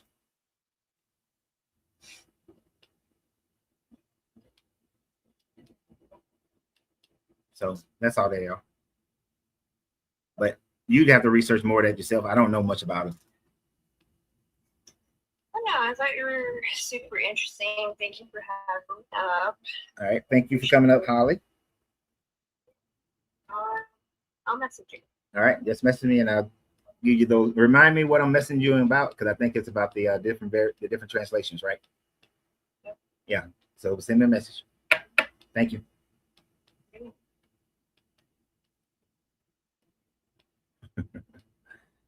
Oh, okay. I know some people wanted to come on, but if you've been following my show long enough, you know that it is 5:36. That means my wife is already home. And I know she went to the grocery store. So that means that in the trunk of the car, there's a big ass crate of water that I got to carry into the house and a whole bunch of other stuff. And then we're going to the gym because I gotta tighten it up. What did I hear yesterday? What did my nephew say? He said, he wasn't talking about me. Oh, I gotta get these cinnamon rolls off my back. No, honey bun. He said she got honey bun. I heard something. He said it got honey bun back. He didn't. No, my nephew didn't say that. Someone else said that, but then he mentioned honey buns yesterday. But yeah, I can't have honey. I gotta get in the gym. Can't have honey bun back. But today, what's today? Wednesday, I think. What is today? Today is the 30th. Yeah, today's Wednesday, isn't it? Oh, don't say today is Thursday. Today's Thursday. Fuck. Y'all gotta tell you, being retired, you have. I'll be waking up, don't know what day it is. Yep, it's Thursday. Okay, so I normally don't do a show on Friday, but I know I skipped Tuesday and Wednesday. So I'm going to try to do a show tomorrow. My wife gets home at 3 on Fridays. That's why I don't normally do shows on Friday, because I like to start around 2. But that means I'm gonna have to start early. So I'm gonna try to do a show tomorrow. But if this paperwork that I'm waiting on comes through tomorrow, I'm not going to be able to do the show, because then I got to run around town. So if I get the paperwork, the email by tomorrow morning, I will not do a show, because I know I'm running around the city tomorrow morning. If it doesn't come through when I wake up in the morning at 8 o'clock, if it doesn't come through, then I'm gonna try to go live like by around noon tomorrow, since I skipped Tuesday and Wednesday because I was running around the city. But normally I don't do Fridays, but we'll see. So just turn your notifications on. And I want to thank everybody who was giving gifts, all the super chats from YouTube. Thank you guys. I appreciate that. The stars, on Facebook, and all the gifts on what is this thing? TikTok. Yes, Central Time. Thank you, Star. Central Time. Central. I'm in Texas. So noon Central. It's 1 o'clock Eastern. But thank everybody who supports the channel. I really greatly. You're gonna put a cowboy hat on top of my cowboy hat? I think that was Cherry who did that. Thank you. Appreciate that. And so I will see you guys hopefully tomorrow. Oh, let me see. Oh, my wife is asking. Hold on. Oh, she ain't even home yet. I'm telling. Oh, yes, she is. She's home. She sent me a message. Ooh, like 15 minutes ago. I'm in trouble. Nah, that stuff is just sitting in the car until I get there. So thank you guys, and I'll see you hopefully tomorrow. If not, I'll see you guys on Monday. If Jesus was real, every day of the week would be Jesus Day. No, Pope. Why they still using Roman gods and Norse gods? Yeah, she said she's home now. I was too late. Why are they still using the Norse gods and the Roman gods and the Babylonian Saturn for their days of the week and all the Roman gods' names for the months if they so Christian, right? Right? That don't make sense to me. They should, if I was Christian, if I was seriously still Christian, I would rename the days of the week. It'd be like Monday would be Mark's Day, and then John's Day, and Luke's Day, and Matthew's Day. Sunday would be Jesus Day. I would change Sunday to Jesus Day, and I change all the name of the days of the week, and I change all the months, and that'd be my platform to try to change the months, because we're not going to represent these. Oh, that's what I should have said to Holly. Why does she still call it? If today is Thursday, why would she call today Thor's Day? That means she's worshiping Thor, right? If she uses Thor's Day for Thursday. So anyway, I gotta go. Appreciate everybody who was waiting. Yeah, I only talk to one person at a time for anybody who's new to the channel. That's why I don't. You don't see a whole bunch of people on here, and that's why sometimes you got to wait.